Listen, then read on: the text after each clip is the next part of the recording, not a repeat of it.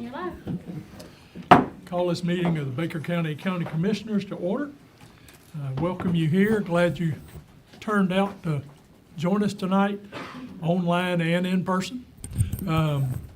We do have speaker forms on the back table. If you want to speak, you have something you need to speak about, if you'll get a speaker card and fill it out and get it to Miss Sarah or Kayla, we'll address it when it comes to public comments or later if it's needed. If you have a cell phone or noise-making device, if you'll put it to silent or turn it off so it doesn't interrupt the meeting, that'd sure be appreciated.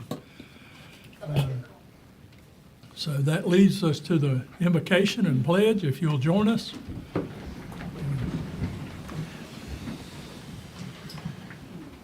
Commissioner Iverson's going to lead the prayer, and I'll lead the pledge. Thank you. Dear Lord, we thank you for this evening, God. We thank you for the opportunity to come before you, Lord, tonight, God, to conduct business. God, I pray, Lord, tonight, God, that every word in this room would glorify your name and your kingdom, God. I pray for your guidance in this room. I pray for the spirit of understanding and peace in this place tonight, God. Lord, I thank you for being here. And in Jesus' name we pray. Amen. Amen. I pledge allegiance to the flag of the United States of America and to the republic for which it stands, one nation, under God, indivisible, with liberty and justice for all.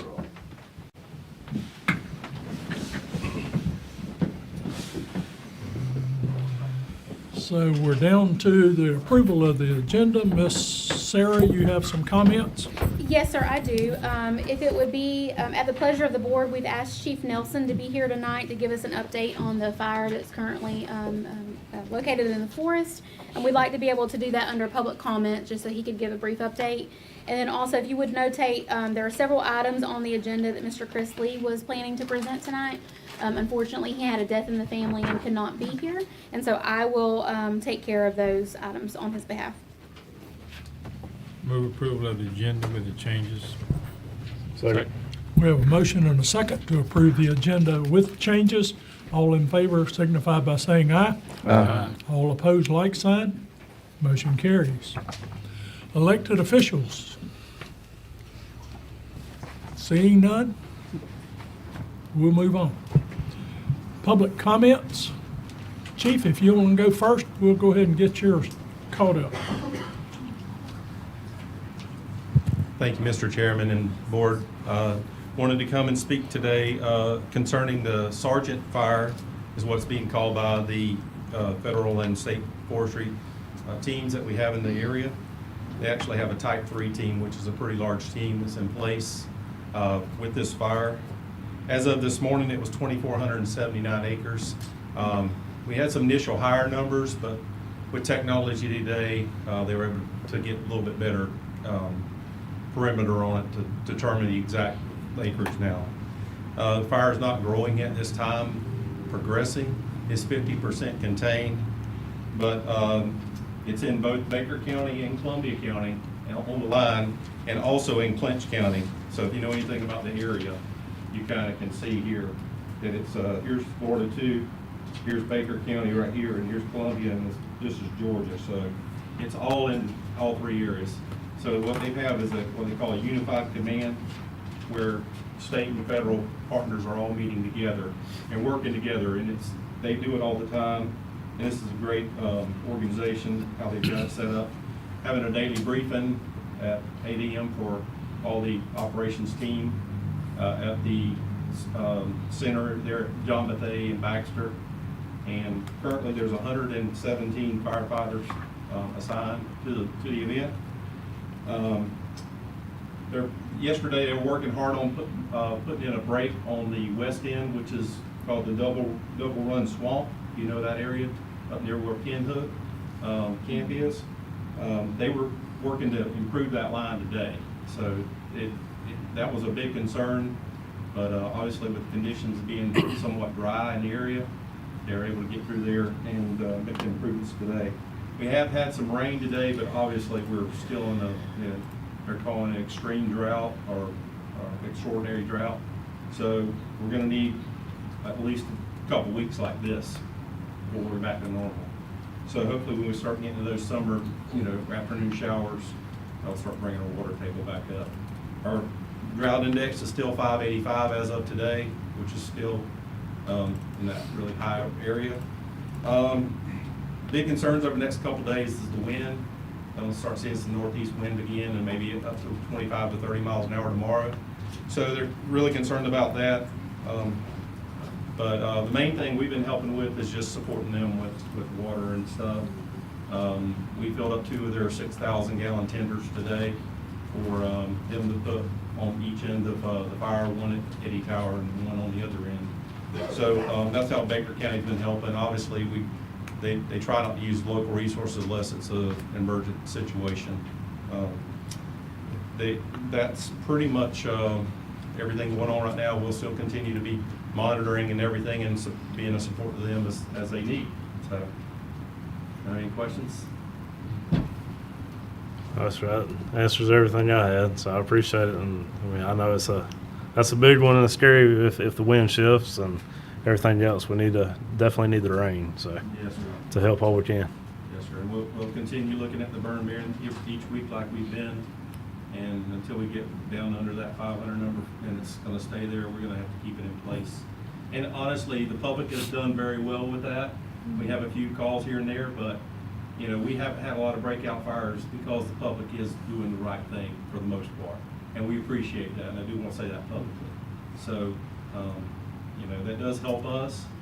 If we're not chasing around fires, we'd rather, go out and say something to somebody rather than be chasing a fire, in that situation. So we appreciate it.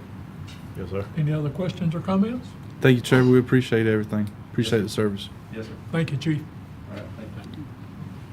We have another speaker card from Greg Shepherd with River Keepers.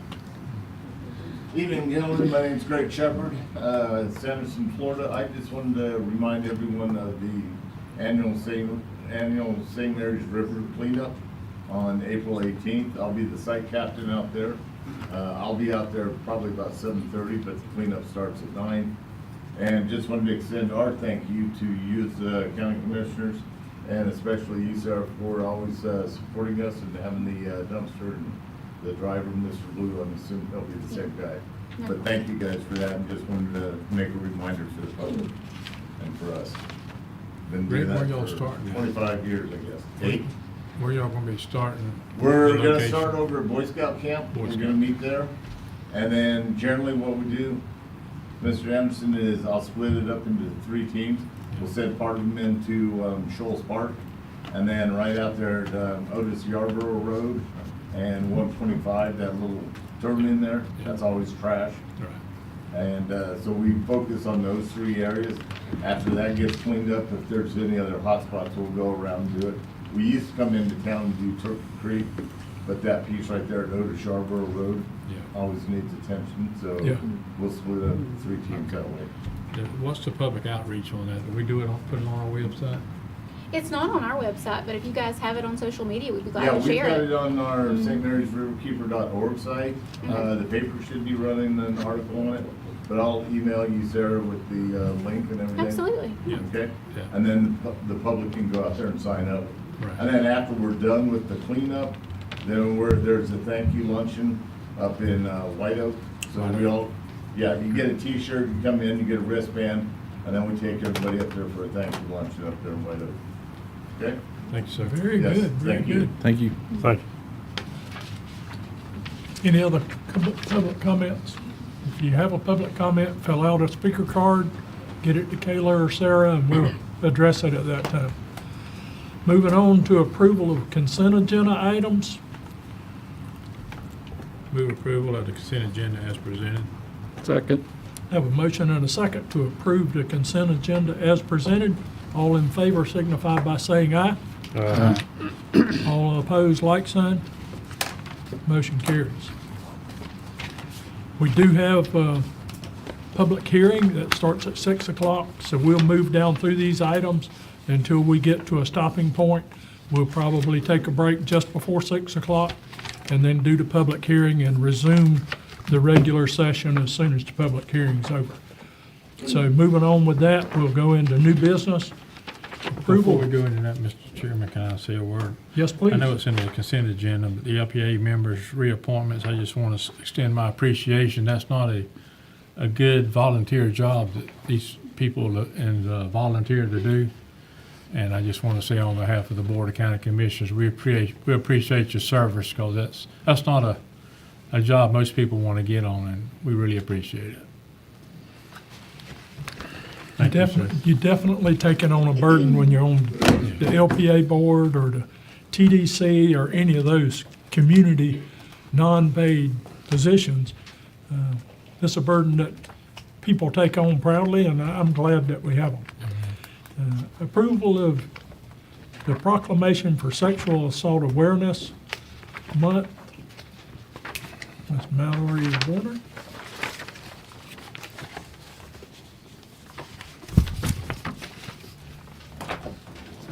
She's passing out teal ribbons for Sexual Assault Awareness Month. Thank you. Some pins for you. Thank you. guys. Thank you. Thank you, ma'am.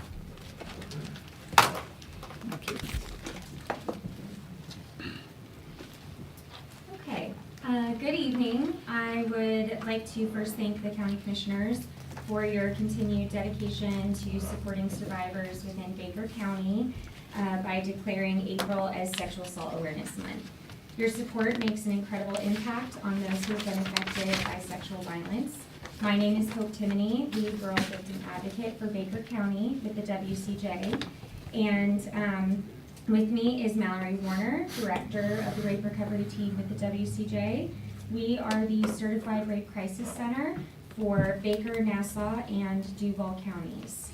This year, our theme is 25 years strong, looking back, moving forward, honoring 25 years of progress in building safer communities and committing to supportive services to survivors. Within those 25 years of declaring April as Sexual Assault Awareness Month across our nation, we have seen growth in prevention, services, and support, and education within our communities. It is the continued openness of those around us to have these conversations and participate in taking action against sexual violence that we see the decrease in violence and the increase in empowerment and resilience. In 2025, WCJ celebrated 30 years of serving survivors within Northeast Florida. Our dedication to empowerment, support, education, and awareness knows no bounds, and we will continue to put survivors first. We are committed to support those who have been affected by sexual violence by way of advocacy, counseling, education, and a 24-hour crisis hotline where anyone is encouraged to call to receive validation, access a forensic exam, and gain information during the most difficult time of their life. Our message is simple: listen, support, believe. All survivors deserve to be heard, and we strive to further that message for the next 30 years. It is only with the help and support of the community that we can end sexual violence, and we have seen Baker County's commitment to supporting its residents year after year. Every April, we see an incredible number of agencies and businesses participate in our annual Paint the Town Teal campaign. Paint the Town Teal spreads the message that Baker County listens, believes, and supports survivors, as well as promotes open conversation on the impact of sexual violence in the community and what local resources are available to help. In closing, on behalf of myself, everyone at WCJ, and most importantly, the survivors of Baker County, we thank you for your continued support by declaring April 2026 as Sexual Assault Awareness Month.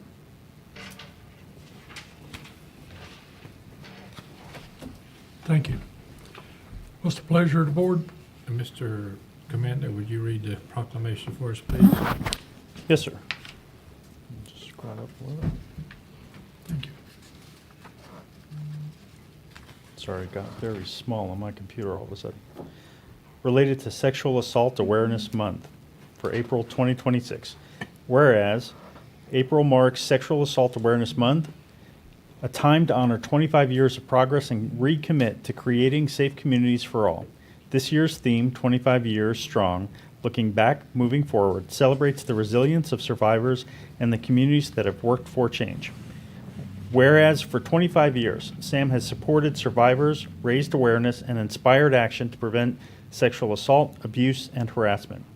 As we reflect on how far we've come, we also recognize the work that lies ahead. Whereas prevention starts with all of us. It is in how we support one another, practice consent, and create spaces rooted in care and respect. When we act with intention, we move closer to a future free from violence. Whereas we honor survivors who have shared their stories and the advocates who have led the way. Their courage reminds us that prevention is possible and that each of us has a role to play. Whereas, as we look to the next 25 years, we renew our commitment to building a future free from sexual violence. Together, we can continue to strengthen prevention, support healing, and create communities where everyone feels safe and valued and respected. Now, therefore, we, the Baker County Board of County Commissioners, join with advocates and the community members in raising awareness about sexual violence and serving those who have been harmed, and do proclaim April 2026 as Sexual Assault Awareness Month. That is the proclamation, Mr. Chair. Thank you. I move approval of the proclamation. We have a motion and a second to approve the proclamation, Sexual Assault Awareness Month. All in favor signify by saying aye. All opposed, like sign. Motion carries unanimously. Thank you very much, ladies. Engagement letter, BMO impact fee, special No, assessment. we got the One more LPA, above that, number Commissioner. 2. You got Oh, LPA. okay. I'm sorry. LPA alternate membership appointment. Yes, sir. Thank you, Mr. Chairman. So we do have a vacancy on our LPA board in the alternate position. And so staff did advertise and accepted applications. We reviewed those that were submitted to the county, and we have presented Mr. William Chandler to you all night for consideration. Mr. Chandler is in the audience on the back row. There he is. He's here if you guys do have any questions for him. But you know, from the information that he's provided on his application, he's well prepared to serve on this board. He's got a lot of experience in situations that would make him a very adequate LPA member. We appreciate his willingness to serve on that board. And there's no further comments from staff, and so we recommend the appointment of Mr. Chandler to that position. It would be my honor to recommend Mr. Chandler to the board, LPA board. I'll second the motion. It's a motion and a second to approve Mr. Chandler to the LPA board. All in favor signify by saying aye. All opposed, like sign. Thank you, sir. Welcome Thank you. aboard. Appreciate your service. Thank you, Thank you, Mr. Mr. Chandler. Chandler. Now we're on to the engagement letter, BMO impact fees, special assessment study. Peter Napoli. Nice Italian name. I'm glad you said it, not me. I couldn't pronounce it. Good evening, County Commissioners. Peter Napoli with Santa Consulting. I'm here on behalf of our group and be happy to answer any questions about the engagement letter for the impact fee study and the solid waste assessment fee study. Would you like me to go into just a high-level description of what those If- studies entail? Yes, if you don't Okay, mind, yep, please. Yes, sir. So I'll start with the impact fee study. What we propose to do for the county is evaluate all the different service departments that you can charge impact fees for. I understand that currently the county doesn't charge any impact fees to new development that occurs within the county boundaries. So with impact fees, every jurisdiction, county, city, government has the ability to adopt impact fees into their city or county ordinances. You collect those fees at the time of building permit issuance, and what the fee is supposed to represent is the impact on services that a new development would have. Regardless of the size of the new development, the fees are structured to capture that impact, so they scale with size. For residential, these fees are per dwelling unit, so say, new 1,000-home community was proposed, that would have a significant impact on public safety, schools, roads, etc. So we're going to look at all the services that the county currently provides and calculate the correct impact fee and give you a schedule for charging that fee to different types of development. On the non-residential side, you can have different fees for industrial versus retail, commercial. They all have different impacts on the services that you have to provide them, so they're all calculated according to methodologies that are pretty much set in stone now. You know, impact fees have been around in Florida since the 80s, 90s. And we kind of keep up to date with them, and we're very familiar with the region. We just helped Bradford County with some impact fees, and have helped numerous counties and cities throughout the state with updating their impact fees and making sure that they're legally defensible fees that can hold up in court in case anyone challenges the county because they don't want to pay them. They have to be calculated very certain, specific way to ensure that you're safe in that regard. So that's the impact fee study. The scope includes gathering all the data that's necessary. So we're going to work with county staff to pull financial data, service level data. We'll also pull census level data that's specific to this region from the U.S. Census, and then we'll work with the county property appraiser to pull the property appraiser data, calculate all the fees, and then we'll be very involved with the implementation process, presenting the results to the county commission and giving you different scenarios or options. There's always different ways that you can make these fees unique to the county. So we'll be very involved with working with you guys to make sure that we get you the right fees. And then it'll all be wrapped up with a report that is a public document and will be featured on the county website in case anyone wants to dive into the details of how these fees were calculated. So that's in a nutshell, that's everything with the impact fee study. And then there's a separate fee study for the solid waste assessment, which we have a lot of experience with solid waste assessments as well. We just helped Columbia County with their solid waste assessment and their fire assessment. The solid waste assessment can be designed to be at full cost recovery. So whatever the cost of collection and disposal and landfill fees that the county incurs on providing solid waste services to its residents, those fees can be structured to recover that full cost, and the solid waste fund should be self-sustainable in that regard. And I understand it's been a while since the county's looked at that solid waste rate and recalculated it to evaluate whether or not it's fully funding that department and that service. So that's part of the study. We're going to work with county staff to pull the financial data, look at the solid waste, project the expenses, both on the operational, personnel, capital side, and give the county a plan for adopting solid waste assessment rates that fully recover the costs. And so that one also ends with a presentation and implementation. So I'll be back here working with you guys to go through the different options of adopting new solid waste assessments, and then there'll be a final report. We'll also work with preparing the database with everyone's bill for all the different property owners in the county and making sure that gets transmitted to the tax collector in the correct format so that they can collect those on everyone's tax bills in November. So, and that's the solid waste assessment study. The timing, how soon would it start and how long would it take? It would start as soon as we got a signed agreement from the county and notice to proceed. We'd start with staff collecting data. I believe the solid waste assessment will have to look into whether or not it's too late to change the rate for this upcoming tax season. It really depends on the county property appraiser and tax collector whether or not it's early enough in the year. Sometimes they require notice to change that rate earlier in the year.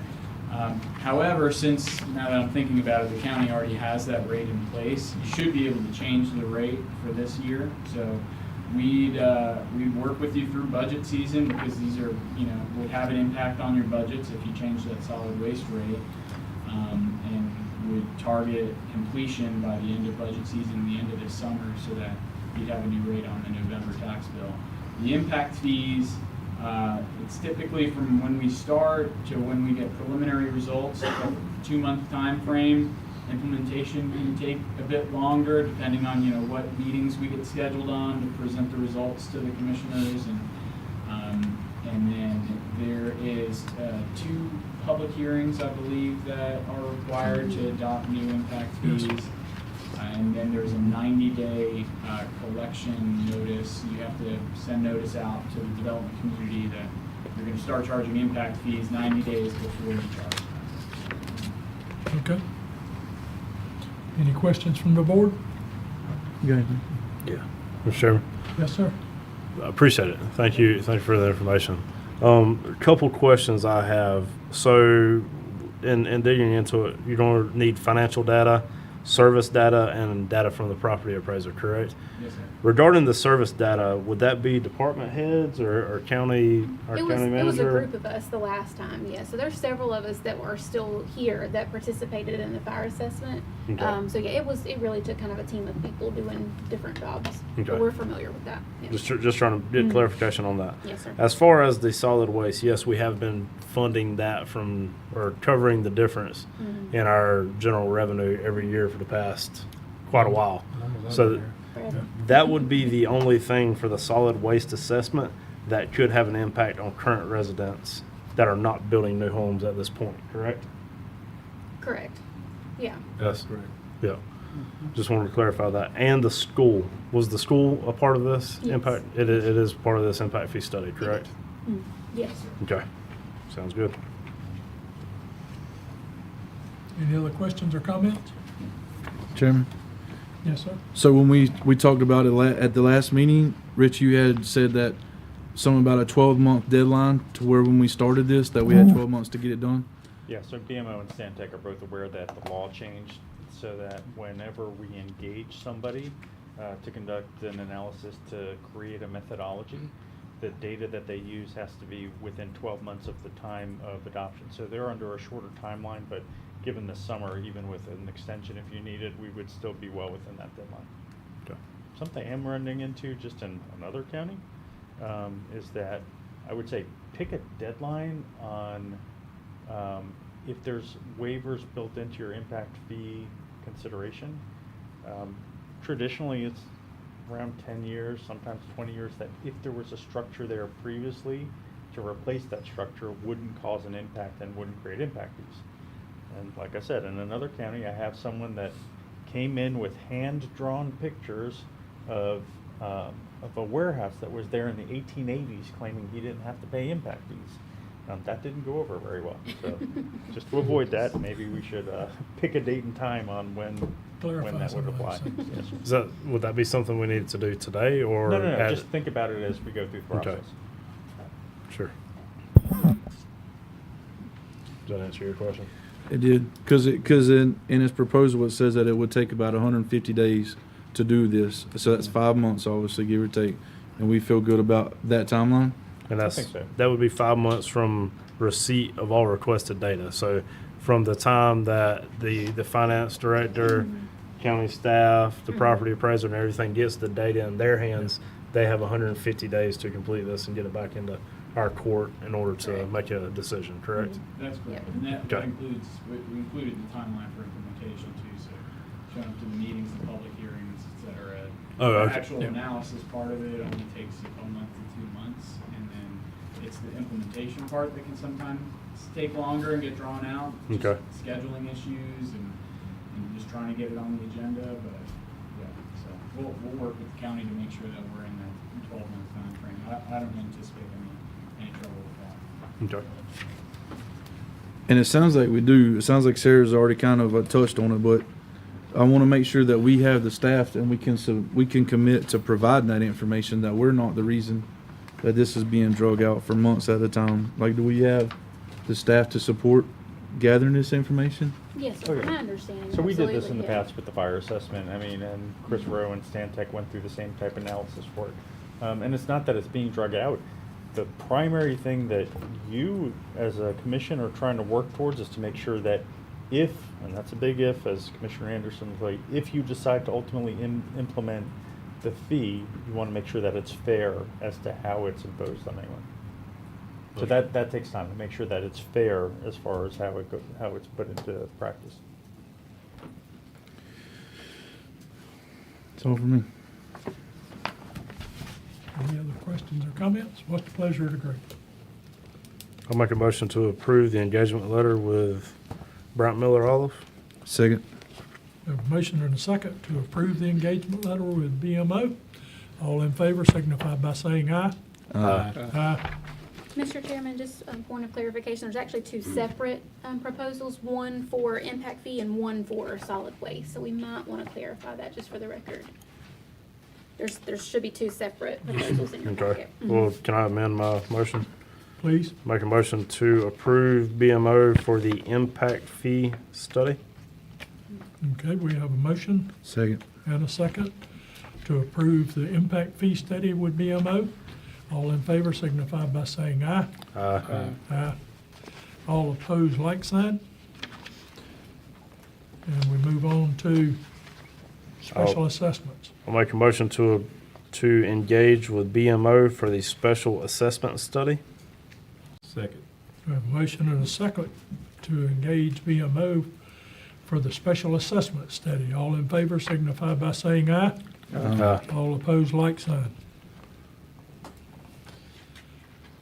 Thank you very much. Thank you much. Thank you for your Thank you. time. Looking Yes, sir. forward to working with the county on this.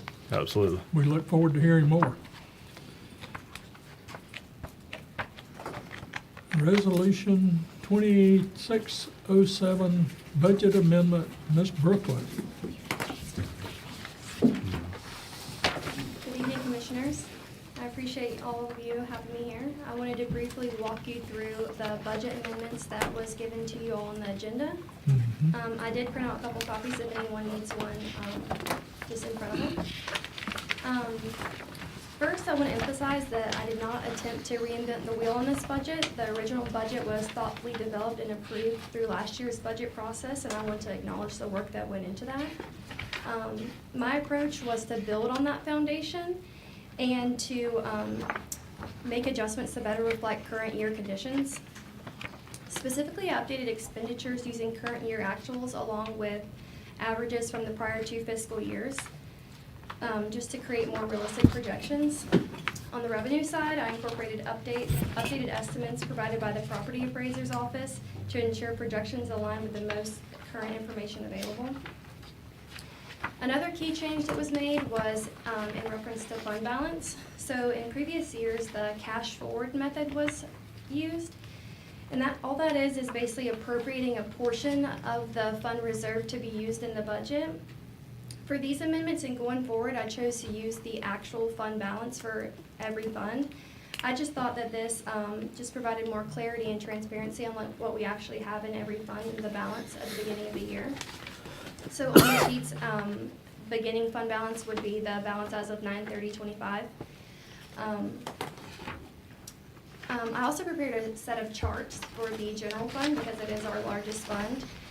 These provide a high-level look at revenue and expenditure changes, show the upward trend in fund balance over the last 5 years, and break down how expenditures are distributed across departments.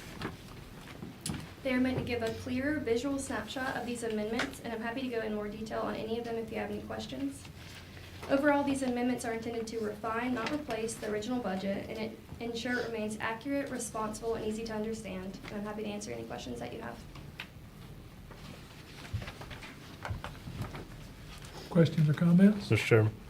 Chairman, we met today for, about 2 hours going through this. It's quite a bit of data. Just trying to break down and make sure we understood, and I understood exactly what amendments were happening and everything. And thank you for diving deep into this. I mean, I know it was a task. The spreadsheet she sent, I think it's 500, 600, 700 line items, if not more. So there was a lot of data that she had to go through in order to make these amendments. It wasn't just for this year, it was going back and looking at the original budget that was approved and then adjusting. I say it wasn't just this year, it was just this year, but making changes in the cash carry forward account that we had and going off of a more realistic number that was there, right? So closing out the fund balances at the end of each fiscal year and starting fresh. So, no, I just want to publicly say thank you so much for diving deep into this. I know it was a task, and I feel very confident that Brooklyn has and will, accurately prepare these financial statements, and very pleased with it. Thank you. Thank you. And I'll say before you sit down, is I also visited with her today, but it wasn't for me to help her, but her to help me. And so I do want to sincerely tell you thank you for what you've done, and it gives me a better understanding of the budget and what I'm actually looking at. So thank you for that. Thank you. You did a good job. It definitely wasn't me helping her. She okay. had it under control. Well, it was clear who was helping who when I was in there. Okay. We were bouncing ideas off each other. It was good. Ms. But, Brooke, go ahead.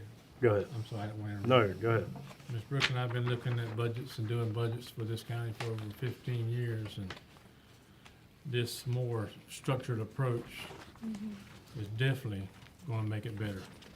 And I really appreciate the way you've tackled it. I know this wasn't easy. A lot of You're hours looking went at into those. a lot of time.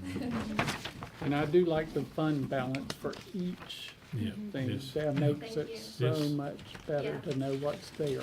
yeah, if you're looking for Before you do transparency, that. This is kind if of you're a big looking for deal. transparency in The the whole county, you're transport not going to get any more transparent than what you did in these Great charts. job. Clarifies a lot of things. So I really appreciate it, and I know that it wasn't easy.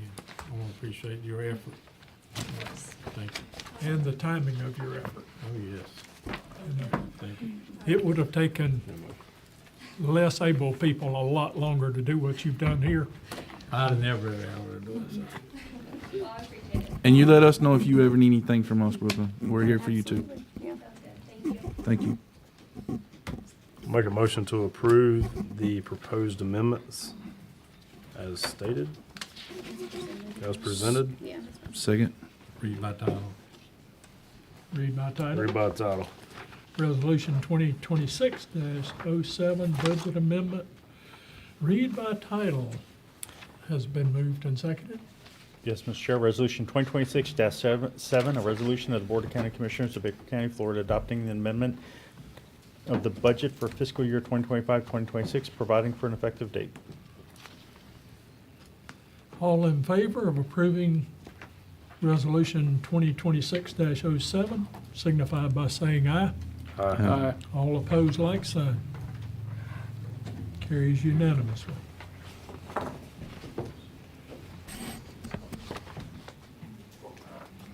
Trying to watch my time to make sure we don't run out of time before we get into public hearing. Final adoption of LHAP. Ms. Linda? Lydia. Lydia. Lydia. Say that last name. Mangano? Got all the Italians here tonight. Mangano, yeah.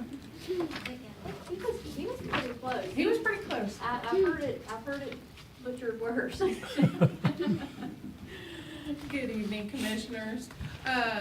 2 meetings ago, I believe it was, I presented you with the Local Housing Assistance Plan, or the LHAP, that we are required to submit to Florida Housing every 3 years. What we discussed and what we agreed upon was then submitted for conditional review to Florida Housing. They agreed, however, they did add a line on page 15 of the LHAP under disaster mitigation. They added a line under the terms, repayment loan, deferred loan, and grant, and it's a deferred loan secured by a note and a mortgage. They added the line, rental assistance will be awarded as a grant. I bring that addition to you this evening to approve, and if you so do, then this will go to Florida Housing with all supporting documents, and this will be our rules for the next 3 years. Any questions or comments from the The board? only question is clarification on rental assistant will be awarded by, as a grant. I'm sorry? Do you have any clarification on why they changed it? Or I why- cannot explain Because you're not why getting they. it back. Hmm? Yeah. You have You're no not way getting to it back. secure It's the not- repayment. There's certain yeah. things under the LHAP, because I do this other places, that are subject to recapture and then they become program income. But when you're trying to do homeless stabilization and you're trying to help with Okay, rent, makes there's no sense. expectation you're getting it back. No repayment. Right. Okay, that makes sense. Thank Any other questions or comments? I make a motion that we approve final adoption of the LHAP. Second. We have a motion and a second to approve the final adoption of LHAP. All in favor signify by saying aye. Aye. All opposed, like sign. Motion carries. Thank you, Miss Lydia. Thank you. And you're getting a lot better, just coming up here and like Yeah. you're part of the place now. Even though we can't say your name, you still gonna be there. Award bid 2025-16 County Road 229 North paving. Ms. Sarah Little? Yes, sir. Thank you, Mr. Chairman. So you guys may recall at our last county commission meeting, Mr. Chris Lee actually presented a funding agreement from DOT that actually added some funds to this project so that we can award the low bid on this one. So we're super appreciative of DOT for stepping up and helping out again with that project and being able to see that to fruition. So tonight, we're here to talk about the award of bid 2025-16. This is for the paving on County Road 229 North, from Verde Dorman Road to about 3.9 miles north of that road. The county did receive 2 responses, and staff has reviewed and is comfortable with the low bid. Again, this number matches our DOT grant funds, and so staff does recommend award to preferred material in the amount of $2,584,046.75. Be happy to answer any questions if you have any.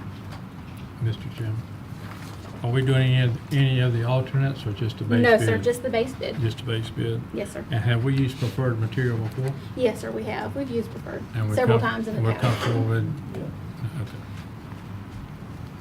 Make a motion to approve. Second. We have a motion and a second to approve award bid 2025-16 for County Road 229 North. All in favor signify by saying aye. Aye. All opposed, like sign. Motion carries unanimously.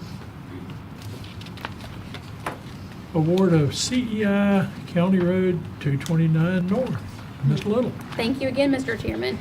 This is for the CEI work for that paving project that we just spoke about. The county does have a continuing services contract with Locklear and Associates, and so this project is one that falls under that scope of work from this company. You'll see that they've proposed the CEI work on this paving project at $129,000. Again, this is a long-standing relationship that we have with Locklear, and so staff does recommend award of the proposal and so that we can proceed with the paving project. Move approval of Locklear Associates. Second.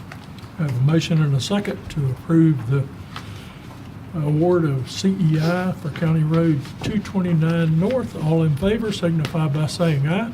Aye. All opposed, like sign. Moving on to Resolution 2026-14, Florida DOT traffic signal,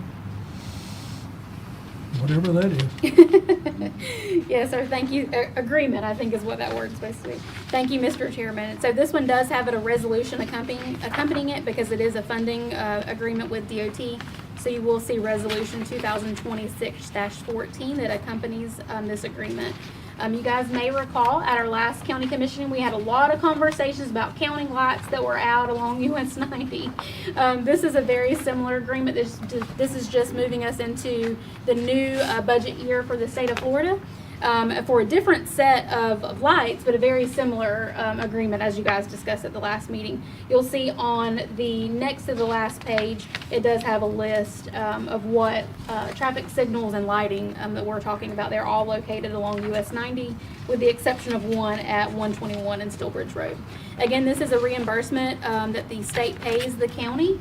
Again, this is well within budget. We've never had any issues where the maintenance of these types of lighting packages have gone over what the state provides to the county.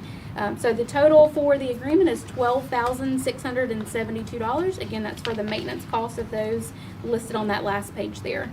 Staff does recommend approval of the agreement as submitted. Yes. Go ahead.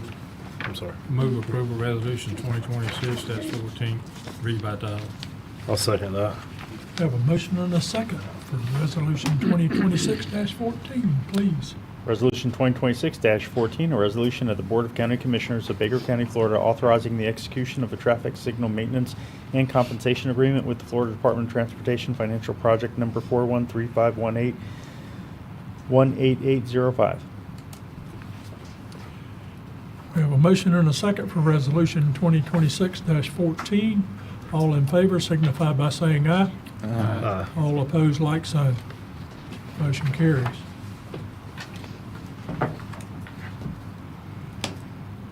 Approve of options letter, water for North Florida, opposition letter, I'm sorry. This Water for North Florida project is something that means a lot to me. Miss Sarah, you'll speak on that? Yes, sir, I will. We've actually talked about this program, this idea, I should say, for the last couple of meetings here in the commission chambers. But the Water First North Florida project is a project that's been presented by the Swanee River Water Management District in joint with the St. Johns River Water Management District. And basically what this project entails is the piping of highly treated wastewater from Duval County west toward the Swanee River basin. They're anticipating about 40 million gallons of reclaimed water will be pumped daily through Baker County into Columbia County or Swanee County, or potentially even stopping in Baker County. The location has not been determined at this time, but it is a work in progress. Just in conversations that I have had with area officials and surrounding counties, obviously there's a lot of concern about piping that and what that would mean if there's some type of piping failure along the route, to get to that basin. Then of course, is this suitable to be, recharged back into the aquifer that way? Obviously there's a lot of studies that need to go into that.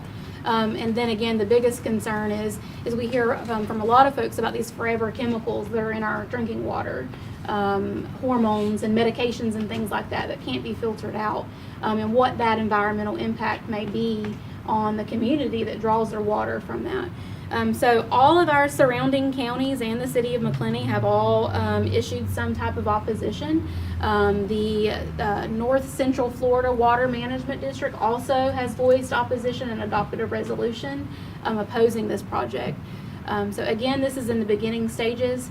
From a state legislation level, there is a bill on the Senate side to add $20 million into the current budget to support this program. However, there is not any funding sources being requested on the House side.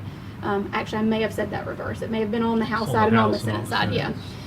Sorry, I did say that in reverse. So obviously there's a lot of work to be determined, but everyone that, that is potentially affected or is a potential site for this is very concerned about it. We don't know enough. Studies can give a lot of information, but the historical effects, 20 or 30 years from now, what would be the outcome of that is really hard for people to understand at this point. So the letter that's presented to you all tonight would be sent to the Swanee River Management District, primarily with a CC copy back to the St. Johns River Water Management District as well. It basically just voices the county's concern in opposition of this project. I know Commissioner Mann has been following this pretty closely. Ms. LaDonna also has been following this very closely, and I know Greg Shepard, actually, who's sitting in the audience, still has also been following this pretty closely. So there's been lots of meetings. I would encourage the public to pay attention to those water management websites. This is where they're posting that information at. It's, in my opinion, not readily available. I had to actually go through some resources to get some information on some of these things. So, stay focused on it. We're going to continue to stay focused on it, and I would encourage the citizens of Baker County to do so as well. So with that, I know Commissioner Mann, you're pretty passionate about it. I don't know if you want to add anything to that discussion. Highly treated wastewater is not something I want to feed the animals on my farm. I don't want my children eating fish that's caught in a river that's full of that water. I don't want it in my environment at my house, and I don't want it at yours. And I don't think the people in Swanee County and the Swanee Valley area want it in theirs. And they've all issued letters of opposition. The city of McClenny has issued a letter of opposition. And I think it's only right that we follow suit with that and let them know that we're opposed to it. We don't need it coming through Baker County, and we don't surely want it dumped in Baker County. So that's my position on it. Any other comments? Well, I have heard, I've done a little research on it also, and they're going to treat that water again when it gets to the end. So you just wonder what's between that's gonna come through Baker County that could bust or whatever and go into our drinking water. If it's such a great thing, then leave it in their county. Amen. It's so good.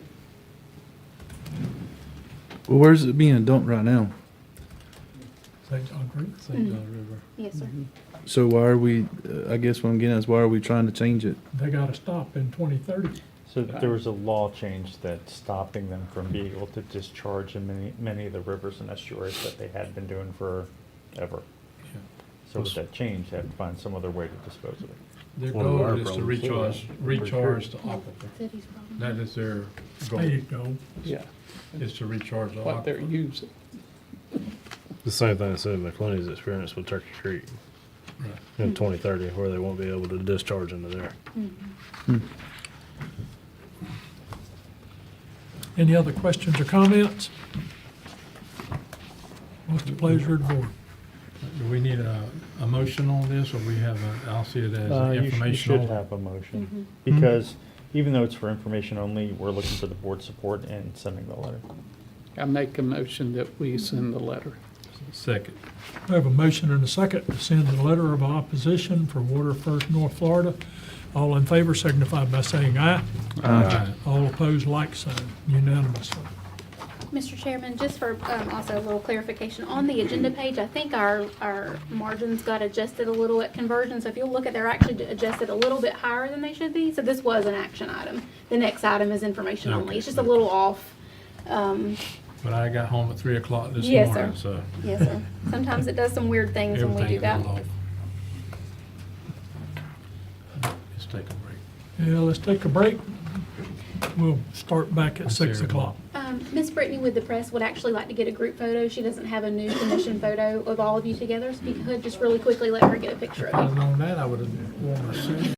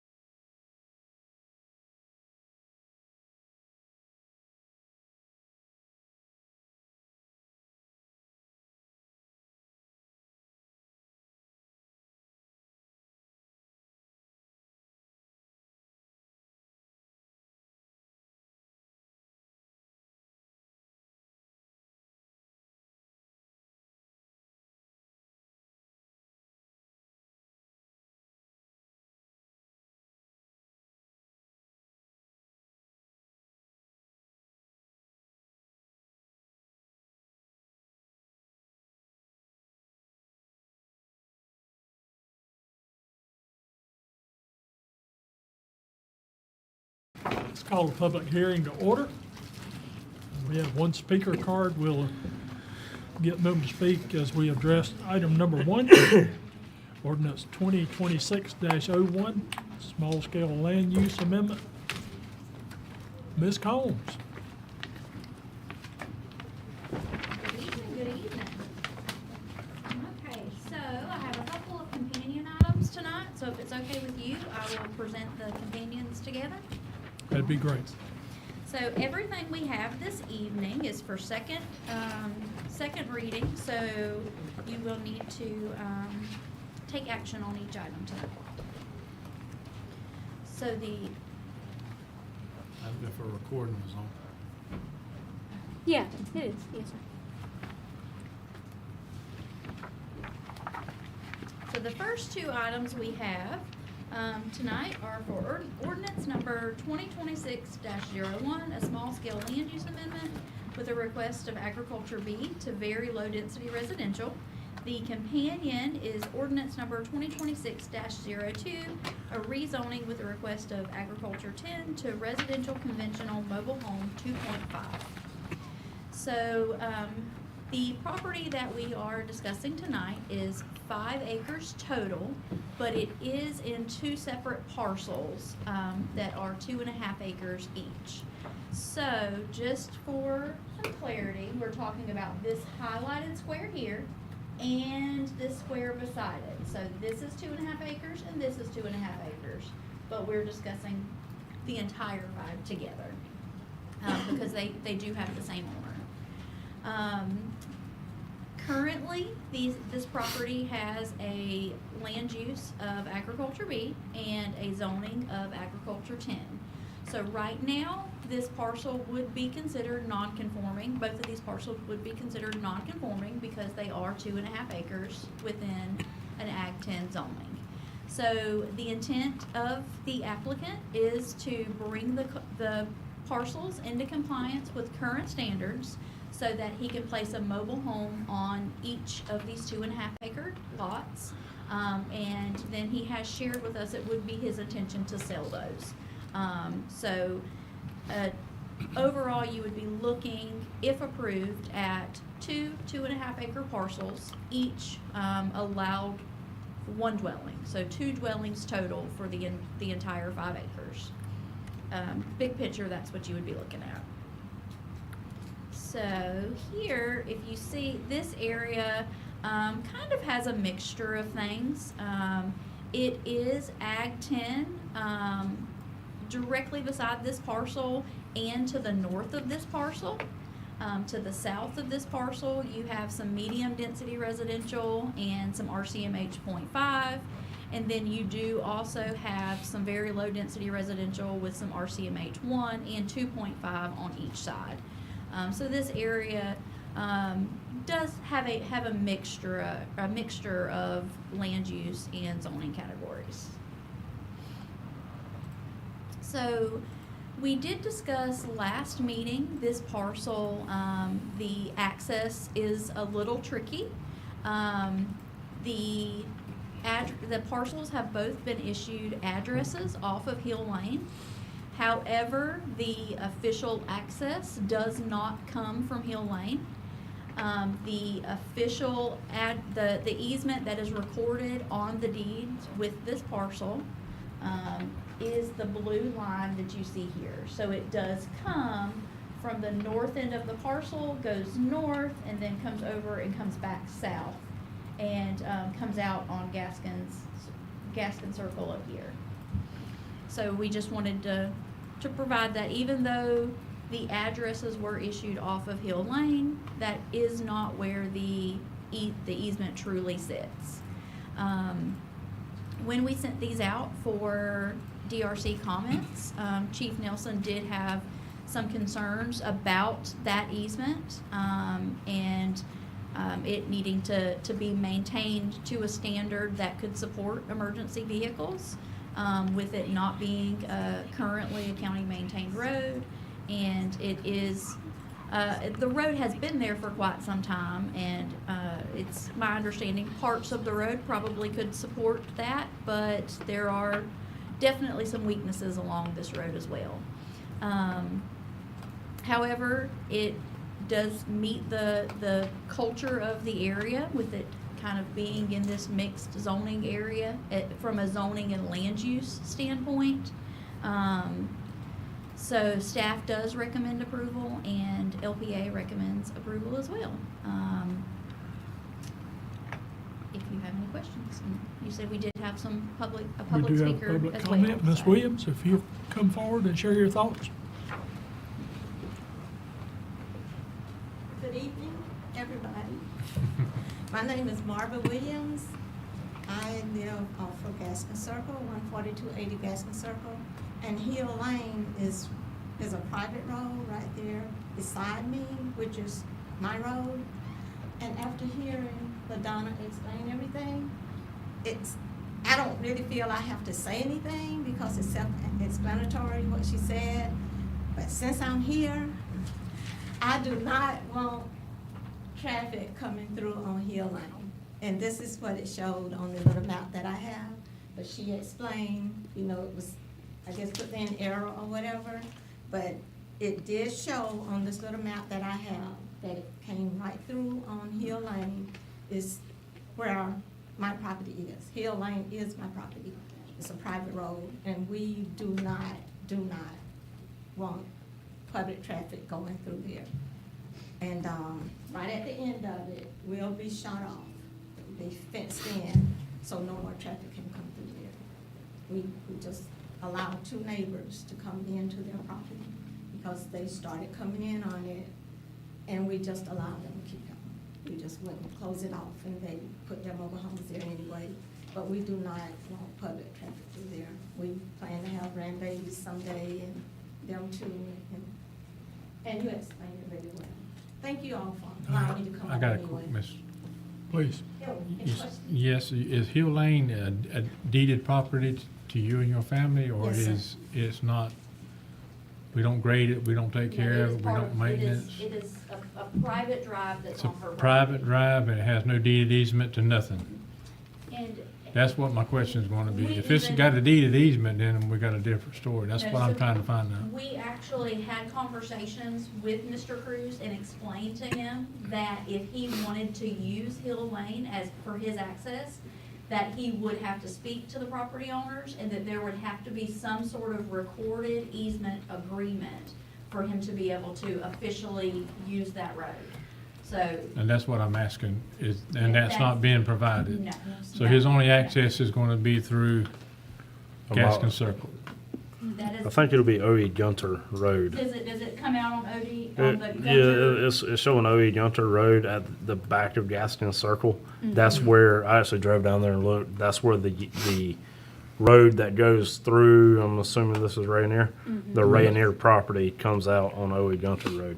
And then Mile and a half. That's gonna be my next question. The Rayonier property easement is on Rayonier property.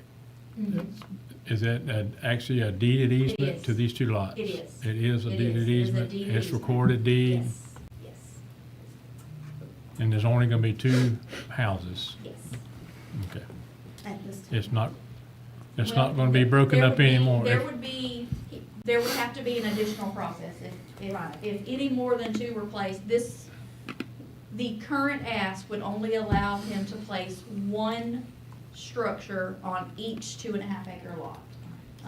It wouldn't allow any more than that. But is it LPA, land Yes. or whatever? Yes. Well, he made sure that I understood that at the first meeting. At this time, that's all this is doing. He let me know if somebody wanted to come back, whoever bought it, or even if Mr. Cruz wanted to come back a month later and try to redo it, that they could. That But they at could, this they could time- ask for it, yes Right, ma'am. they could ask for it. And we would go through the same process and you guys would be notified Okay. of any change like that, yes ma'am. Thank you. The only question I have is, I know that we're given 2 lots. Mm-hmm. The problem is they have the family lot provision on 2.5 acres, which could allow up to 4 houses on this property at some point. If they submitted a family lot application and met the requirements, then yes, if they met the requirements. Therefore, that's the issue I have with the road. If it Yes. only had 2 houses on the road, my concern is not as great. But when you start putting 4 houses, 8 cars, potentially 10 or 12 cars on this road, then it causes me some concern. So, Yeah, you are right. Within RCMH 2.5, that does allow for a family lot provision Right. if they qualify for it. yeah. And honestly, there's just no way to know. There's no way to know if that would be anyone's future intention. Well, you have to plan for it. Right, You don't, right, you don't right. have to guess. I mean, it's whatever your land use allows is what Right, you have to plan right. for that. You're Even you're though they right. don't ever use it, you still Right. have to plan for that. And yeah, there's no way for us to know Right. if someone would submit that application or not. And with that concern, then I would like to see some type of improvements to the road, to that road. To the Rayonier Road, correct? Exactly. Right now, the Rayonier Road has 2 gates on it as well. Yeah. One of the suggestions, the county manager actually brought it up to us, is the 2 parcels that are in question right now, the one to the left, the address, the site address is 8751 Hill Lane. I would suggest trying to get a new address to that parcel so that fire rescue, or emergency services, the total, wouldn't be trying to use Hill Lane to access those properties. Right, and that's something, the property owner is gonna have to take this easement and have that discussion with the property appraiser's office as to what does that change in address look like? Would they then get an address, that came off of the O.E. Gunter. the O.D. Gunter, or what would that truly look like? Yeah. I know that there is a mechanism for issuing those addresses. And Well, here it's definitely not gonna be Hill Lane, because Hill Lane, Miss Right. Williams just said that she's gonna fence it off. So Right. The fire or rescue would have no access to these 2 Right. properties through Hill Lane. right, And it's her right to fence it off, it's her property. absolutely, yes, yep, So that's gonna have to be changed. mhm, And like I said, my biggest concern is the health and safety of the people who buy the property. Not the people who sell it, right, the people who live there. They're raising their youngins, or their grandparents are living in the back. Now, that family lot provision allows for your grandparents to move on the property with you. And one day one of our first responders has to get to that property, and they have no way to get to it because the roads are so bad. And without the address change, I'm not gonna approve the property to begin with, because the address is incorrect. Yeah.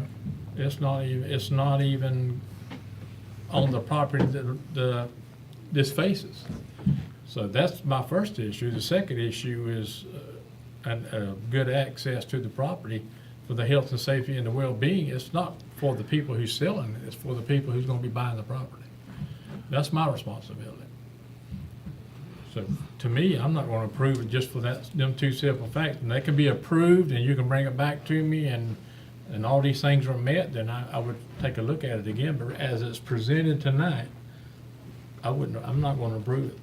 and I know we've had some conversations before, about, land use and zonings and conditions. That's not something that, Rich, correct me if I'm wrong, we could not approve with the condition, correct? That's So true, it's zoning. not that you could not approve with the condition of the road being It paved. has to be so- presented to or- us the way it's gonna be. That's Right. correct, unless you're dealing with the PUD, that's the only time you can. Right, right. That's what I was thinking, but I wanted I- to clarify that, so. Go ahead, I'm sorry. You done? Yes, sir, go ahead. I just plugged it in my phone if I were, putting the address in, and it takes us to Miss Williams' home. Right. So that would be a concern too, just trying So to like get. into like Google Maps or something? Yeah. Yeah, I was just straight on Apple Maps on my phone, just typed in the address, and it takes you right to her homestead. And so even if emergency vehicles. Right, I'm are sure. Using something else, you're looking at USPS and Amazon and things like that. Absolutely. Would be using. That's right. she's gonna have to stand out her road and say, next door, next door. There's gonna be a I lot, mean- could be a lot of traffic in there that's not intended to be in there. Right. And she has an agreement with the other two neighbors that currently use it. This, her road is a private road, and that's not to say that Mr. Cruz doesn't go and strike a deal with the owners there to use the road. I mean, at the end of the day, they could work out a deal, record an easement and do it, but at this present time, I did That's have not that presented. conversation with Mr. Cruz, that if he wished to access through Hill Lane or one of those neighboring properties, that would be something that they would have to have a recorded easement agreement of some Yeah. sort for that to be his. And I have no his legal problem at all with that, access. as long as it's recorded easement and it's a safe easement and fire and rescue can get down, I have no problem with it. But as it's presented tonight, I have a problem with it. I can understand that. Are we, can I still say something? Yes, ma'am. My husband and I have talked with Mr. Cruz some years ago. He had some big trucks coming through, they were digging holes behind us, taking the dirt out on this road, Hill Lane. And we stopped one of the trucks and let them know we didn't want them tearing up our road. And Mr. Cruz is their boss, so that they told Mr. Cruz, and he came by, and we let him know, no, this is private property, we don't want you tearing up our road. And he told my husband that he had a contract with somebody, and if he would just let him finish that. And we did, and he did some work on our road and put some of the dirt they were digging in our yard, so the water would run to the back. We was good. He did what he said he would do. We let him finish his contract. But we had an understanding when this was done, we were done. And we were for years. But now that this come up, we see Hill Lane on here, and we're just shocked. Yeah. Because we did what we said we would do, and we did what you said you would do, and there was no problem until now. And he was at the LPA, am I saying it right? Yeah. LPA meeting, and I came up and I said what I had to say, and they asked, did he have anything to say? And he came up and he said, yes, ma'am, I'll talk, and I was right, what I said. And I thought that was the end of it. I didn't know it was gonna go this far, and he still wanted to hear Lane, but you explained it, that is good. But we have spoken with Mr. Cruz, and as far as I know, there's no hard feelings or anything, Yeah. it's not with us. But I just don't understand it. I thought we were so good to him and let him finish Well, his. and that would still be just a verbal agreement between the two of you. We would have to, in order for that to be, his regular access, you guys would have to actually record an agreement for that, not just a verbal, not Well, just a we're verbal. not, that's not something we want, and, he knows that, and you all know it now. Yep. Thank you all again. Thank you, Mark. And I want to point out the road, just from my measuring, the road is a little over 4 miles, the easement is a little over 4 miles around from the property. So if a youngin goes to catch the school bus, legally they would have to walk that road. Through a hunt club, in the dark, behind two gates, with, hunters out there with guns. I mean, it's kind of it's common sense that, Doesn't add up to making sense. That to me. was discussed during the LPA meeting. My goodness, I just lost his name. Gabe Powers mentioned the bus stop. When we send out all of these applications, the school board is one of our entities that we send this out to make comment. It's very rare that we get any comments back from the school board. Generally, it's when we're looking at a subdivision or something like that, they'll make comment as to like whether they will actually drive into the development or whether they would catch the bus outside the development. So this is an application that the school board didn't make any sort of comments on. We didn't get a response back from them. So with with no response, we generally take that as, that they don't have any sort of comment. And they or was probably issue, looking at it so- with the address of Hill Lane, which is right there. Right. But that's not what they're gonna be able to access. Right. So, If they're not, if they're not reviewing it in Right. great detail and not reviewing every aspect Right. that's sent to them, right. I think it's a great idea. I think the lots are the perfect size. I think mobile homes will be perfect there. I don't see anything wrong with the property and what he's asking. The access is the issue for me. And when it comes to the health and safety of the people here in the county, that's our responsibility. And I don't see a great access to the property unless he did use Hill Lane. And if she's not gonna allow that, then it creates a problem for him. Yep. Right. And I mean, in this instance, there are other neighbors, I don't know if he's had any sort of conversation with any other neighbors, about potential access or not. That's not something I Well, can. If he ever gets easement, and then it's a viable property, but right now, I don't see it as a viable situation for future residents. I just don't.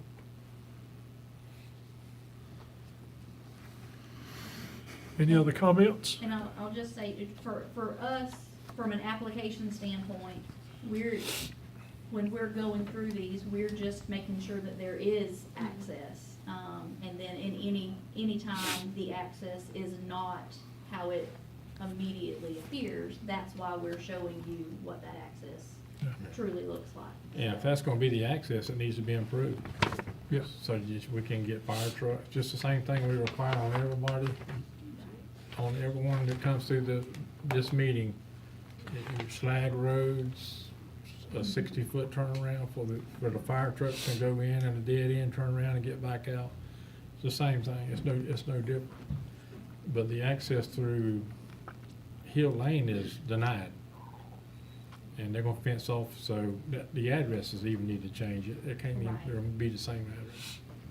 Right, and that's gonna be, like I said, that's gonna be a group discussion that we're gonna have with the property owner and the property appraiser's office as to how we change those addresses and what that looks like. Well, I spoke my piece. I think it's a great location. I think the lots are nice sized lots. I like the size of the lots. They both look like they got ponds on them. Yep. I mean, I wouldn't mind living on one of them myself. But the thing is, the access creates a heartburn for me. Well, and our fire chief has an issue with someone getting in there. So If that he can should, alleviate- that should bring up a red flag. Yeah, if he can alleviate Quick. the access problem, I have no problem with what he's trying to do. I really don't. I think it's a great And, idea. and that access, I went with Mr. Chestnut and we rode around to the back of it. And I mean, there's two gates. I know one on that side whenever you come south out of the parcels, and then another on the Gunter Road. There's another gate there. So I know of at least two gates through Rayonier that will have to be worked out to make sure that we can get emergency vehicles to the parcel. So were they locked, they were locked gates, or were there just? They lock gates. Yeah, they were They're a locked hunt gates. club. Yeah. Okay. They stay locked. What's the pleasure of the group? Due to the access of the property, I'm gonna move a motion that we deny ordinance 2026-01. Can I ask a quick question? Sure. Do we want to allow time to go back to the applicant to see I have no if they problem want- with that. So if we do a denial, that's going to, Well, if you do a denial, you gotta start the process over. You could do a motion to defer for 30 days to the, I have no problem with and that. then that way you would give Ms. Combs the ability to speak with the applicant to see, and then she could come back to us without us having a re-advertising, because we're gonna, if there was a motion to defer to a date and time certain. Can we do 60 days, not What- 30 days, whatever. it's tight, Yeah. tight window, but 60 days, I motion to defer ordinance I 20. think normally, is it 45 days? I think our code actually lays out 6 weeks. Okay, so, Well, I'm gonna put a motion to defer, and then we'll do whatever the well, code so says. we have to do a time and date certain, so I would say the meetings in May would be May 5th and May 19th, so why not May 19th? May 19th. May 19th. So May 19th at 6 Yeah, o'clock. I think we're allowed, 6 weeks without re-advertising. Would that even give him the 6 weeks? Well, it's more just so that they can decide what they want to do. Right. Without having to start all over again. Okay. Which, go ahead. No, you good. You say. No, I mean, this was talked about at the LPA, right?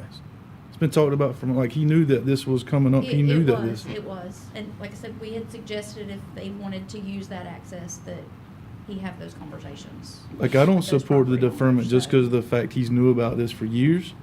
And now he's even knew that it was something we were going to catch, and he's known about it for how long now? Now, within that time period, that would allow us to get some address clarity. But if we're looking at potentially access from somewhere else, that could affect that address as well. So, I'm still gonna make the motion to defer just for the simple fact, I wanna give him the benefit of the doubt that he can get an access and Okay. the address is changed. okay. You can still, each commissioner can vote their conscience if you don't want to, you wanna just not do it, then you just say no. But I think, I agree with you if he's known about it, but I'm always wanting to give the benefit of the doubt too. Because now if the site was a bad site to begin with, then I probably would agree. But it's a good place for two people to have a nice place to live. Well, and And I I don't think wanna that stop allows that. some clear direction from you guys. While we did discuss that at the LPA, it was just, let's say it was suggested that he have those conversations. Right.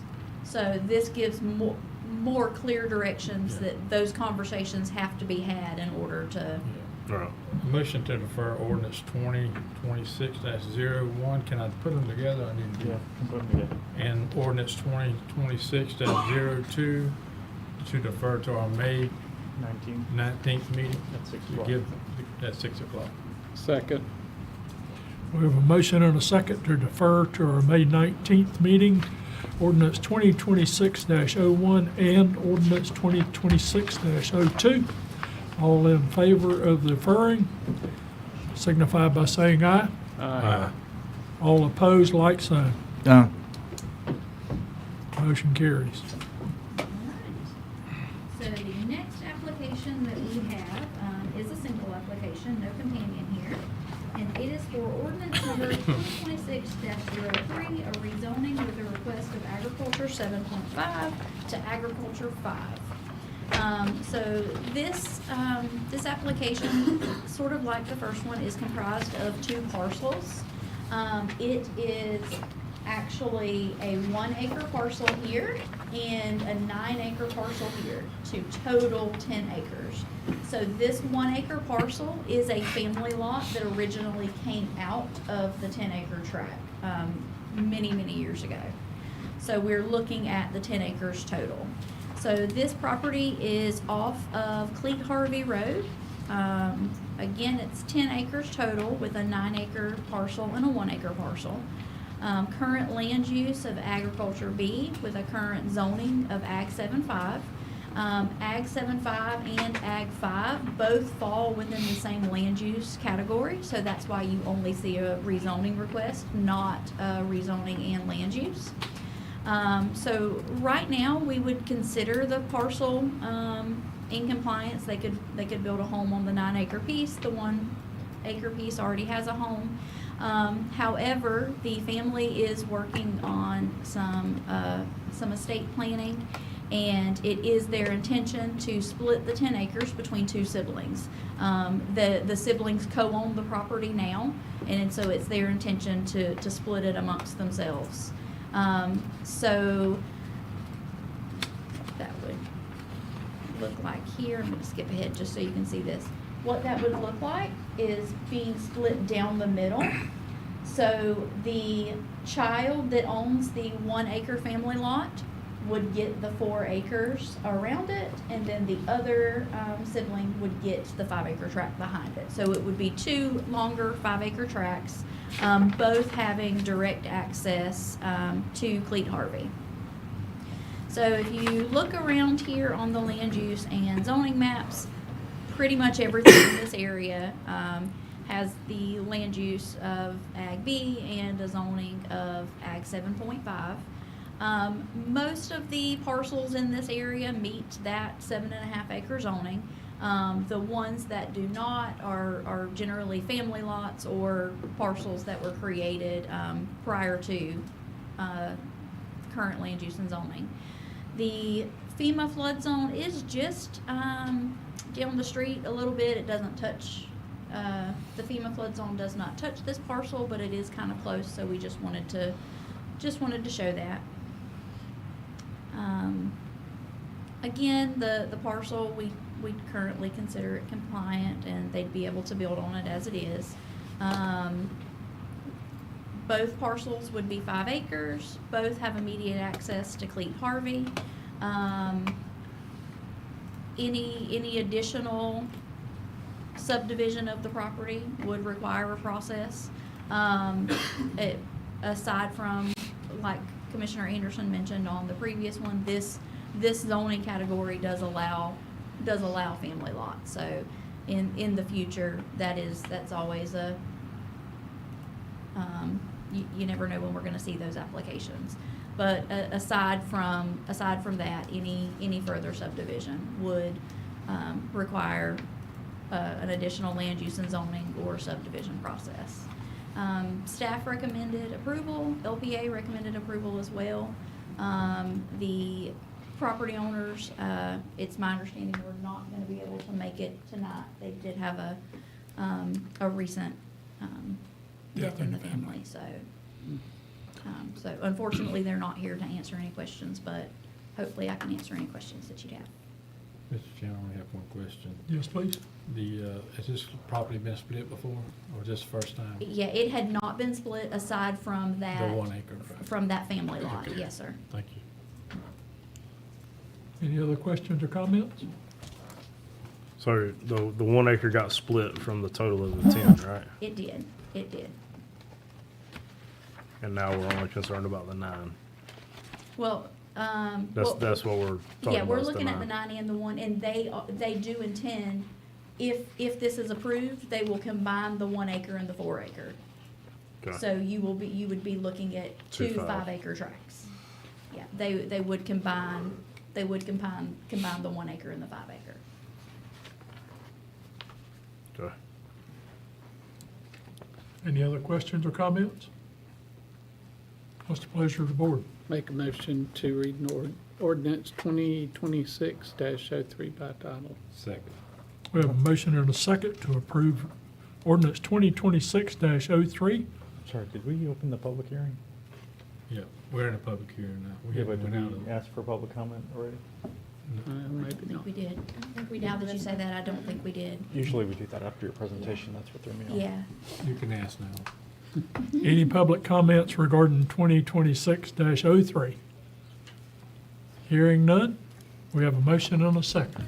Ordinance 2026-3, an ordinance of the Board of County Commissioners of Baker County, Florida, amending the Baker County zoning map by reclassifying approximately 10 acres of real property owned by Stephen Parker from agricultural 7.5 to agricultural 5, with the intent to bring the parcel into compliance with its acreage, providing for a change of zoning, providing direction for recording, providing for severability, and providing an effective date. We have a motion and a second for ordinance 2026-03. All in favor signify by saying aye. All opposed, like sign. Motion carries. Ordinance 2026-04 and 05 we'll do together, I assume. Yes, sir. If that's okay with you, we will. That's good. Okay, so the next thing we have is for ordinance number 2026-04, a small-scale land use amendment with a request of Agriculture B to very low-density residential. The companion ordinance number 2026-05, a rezoning request from Agriculture 7.5 to Residential Conventional Mobile Home 2.5. So this parcel is located off of 23C. It's owned by Raymond and Karen Bailey. If you look, here is 121, and this is where 23C comes off of 121. So if you were to turn on 23C from 121, it would be down just a couple houses on the right, on the north side of 23C. Currently, it is 5 acres within a Ag 7.5 zoning. However, this parcel existed prior to zoning and land use, the current zoning and land use standards. It was created back in the mid-'80s. So we would consider it kind of legally non-conforming the way that it is. It existed prior to, so that's why they were allowed to build a site-built home on the parcel with that 5 acre zoning within an Ag 7.5 district. So the applicant's intent would be to bring the parcel into compliance with the current standards, as well as leave the ability to create a 2.5 acre family lot for their child. So what that would look like is the parcel being split in half, the parents keeping 2.5 acres, and the child receiving 2.5 acres in the back. So if you look at the land use and zoning in the area, you'll see there are, to the north and south, there is the same agriculture zone B. To the east and the west, there's some very low density residential and some Ag B, some Ag 7.5 to the north and south, and then there are 1 acre zonings on each side of the parcel.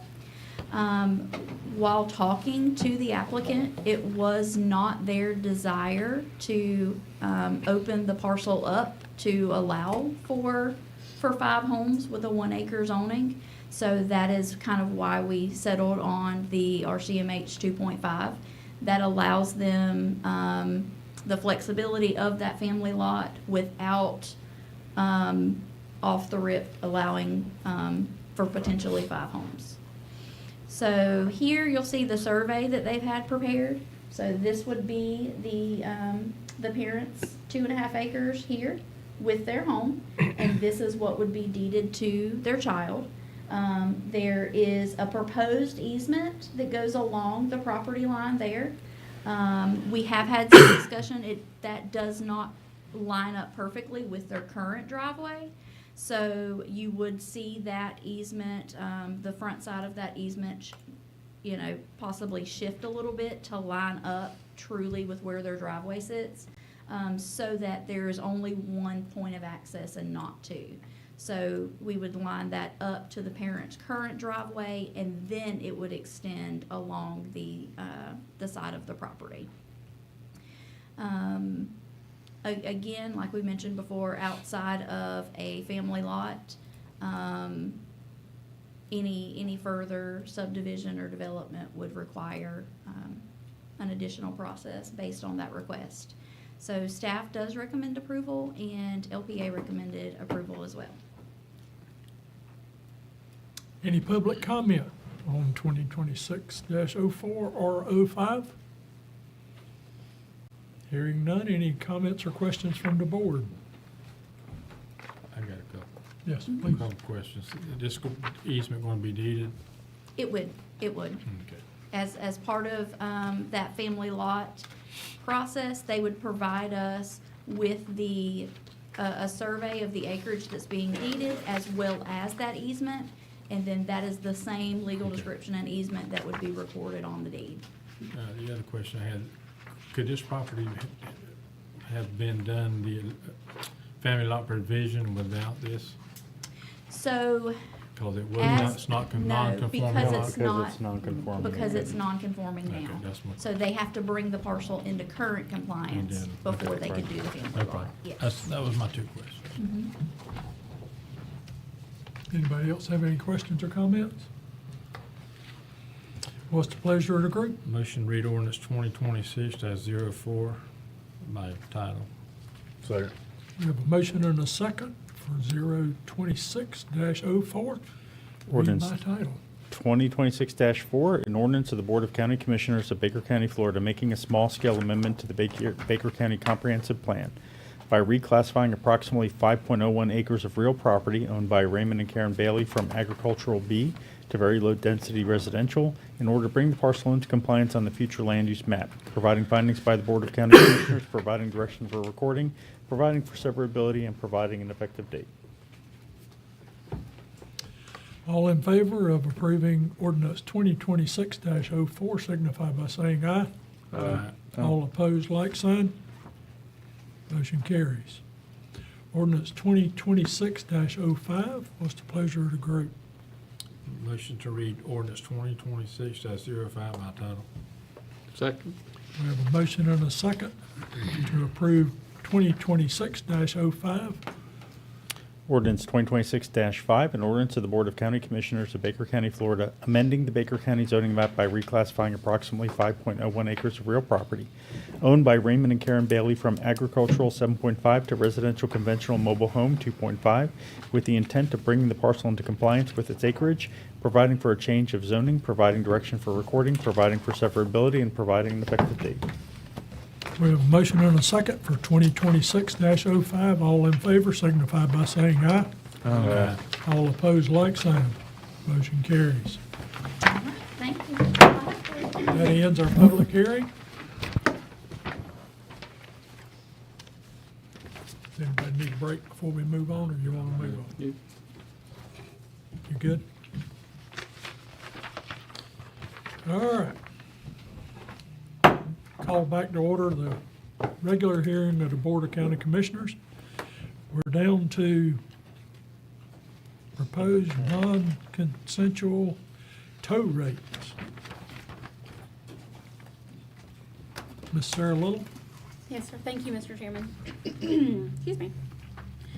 So Baker County administration was approached by a local tow operator, Mr. Miracle, who's in the audience with us tonight, regarding the non-consensual tow rates. And what that means is the sheriff's office has a rotation list for accidents and emergencies and things like that, and that's the rates we're talking about tonight.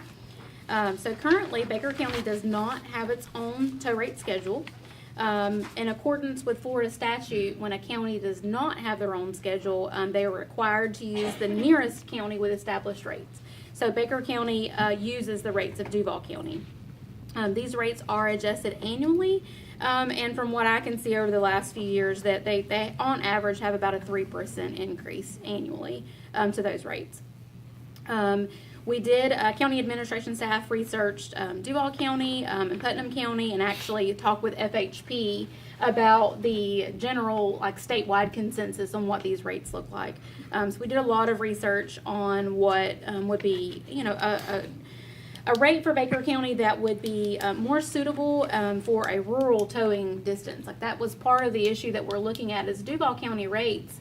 You know, really, on a tow operator is not towing a vehicle in Duval County the distance that they're towing in Baker County, obviously, because just the size of Baker County and its geography from, you know, the tower, you know, the places they're going to be towed are right here in the city center. But if they're coming from Taylor or Baxter or I-10 almost to the Columbia County line, that could be a very long tow distance. So we wanted to keep that in mind as well. So in looking at that, like I said, again, in talking with FHP, Duval County's rate schedule was pretty much kind of the baseline across the state. Putnam County was a more aggressive approach to that. So we tried to meet our proposal with something sort of in the middle of both of those rates, as they were on really opposite ends of each other. So from my perspective, we proposed a mileage increase related to certain charges. We wanted to keep that, you know, kind of a modest increase and keep that base tow rate, storage, and any after-hours fees, you know, something at or below our surrounding counties. So just for like housekeeping purposes, this tonight is really just for discussion. I want you guys to see this proposal. Mr. Chris Miracle is here. I know he's had a chance to review it and had some input already on what was presented to you all, because these rates would have to be adopted by resolution.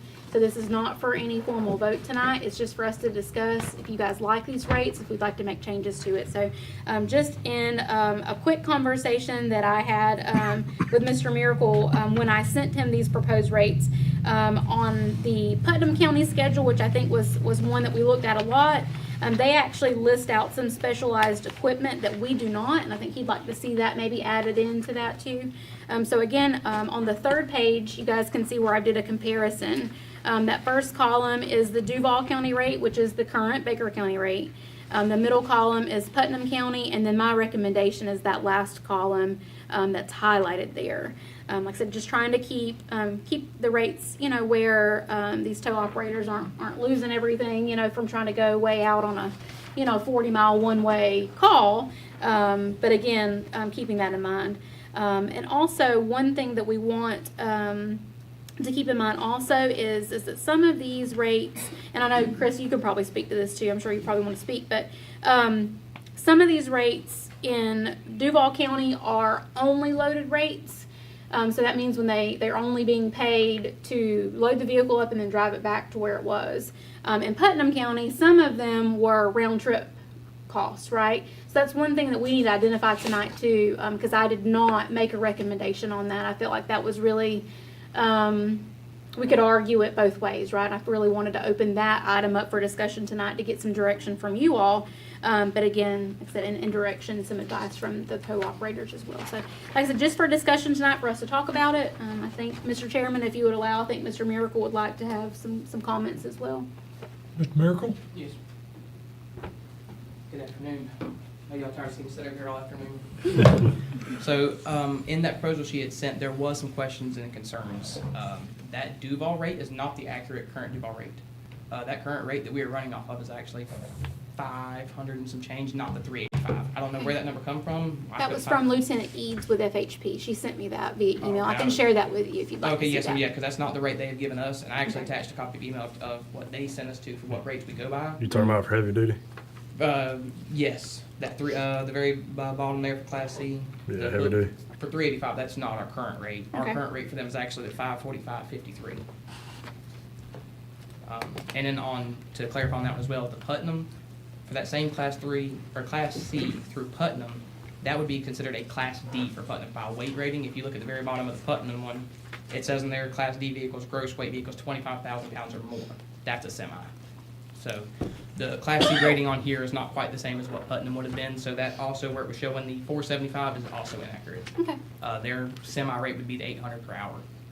So that's why I said that was way, and again, that was the top side of things, but again, to the extreme side, we had said that was a little high on there as well. Yeah. So we were looking for something a little more standardized for our area, not necessarily to match what they were doing, but something a little closer for out here. And then there's a lot of stuff that was not in there, and that was why I brought Putnam's into it. They put a lot of stuff in detail, because you do have the mileage. Semis create more of a problem when towing as far as air lines, drive lines, tires. When they wreck a whole lot worse than a car. So there's a whole lot more that goes into cleaning one of those up than doing a car wreck. So that's why we had proposed to go with Putnam's, because it was the most recent we could find for the surrounding counties that had been recently amended. And I picked a county that Mr. Rich was in because it's something he had already seen and could look over as well, and he would know what better suited that area versus ours. Okay. So that's why I went with the Putnam counties. Is their mileage similar? Or something? Mileage on Putnam's, yes, so there is mileage on it. Theirs is considered unloaded around trip mileage. Yeah. So it's a less dollar per mile, but it still comes out the same thing. If you do $5.25 or $5 for 10 miles, go on one way. But if you go back the other way, just do it at $2.50. It's the same thing. So theirs is the same. They did a round trip mileage, but either way you break it up. If it's round trip or one way, it comes out the same. That was really the main concern I had on the Class C rates. Honestly, the proposed Class A and B looked to be within line with what they should be. I don't see any questions or concerns there. It was just that Class C that was the big question. From your experience, the majority of towing in the county is Class A? The majority of the towing in the county is Class A.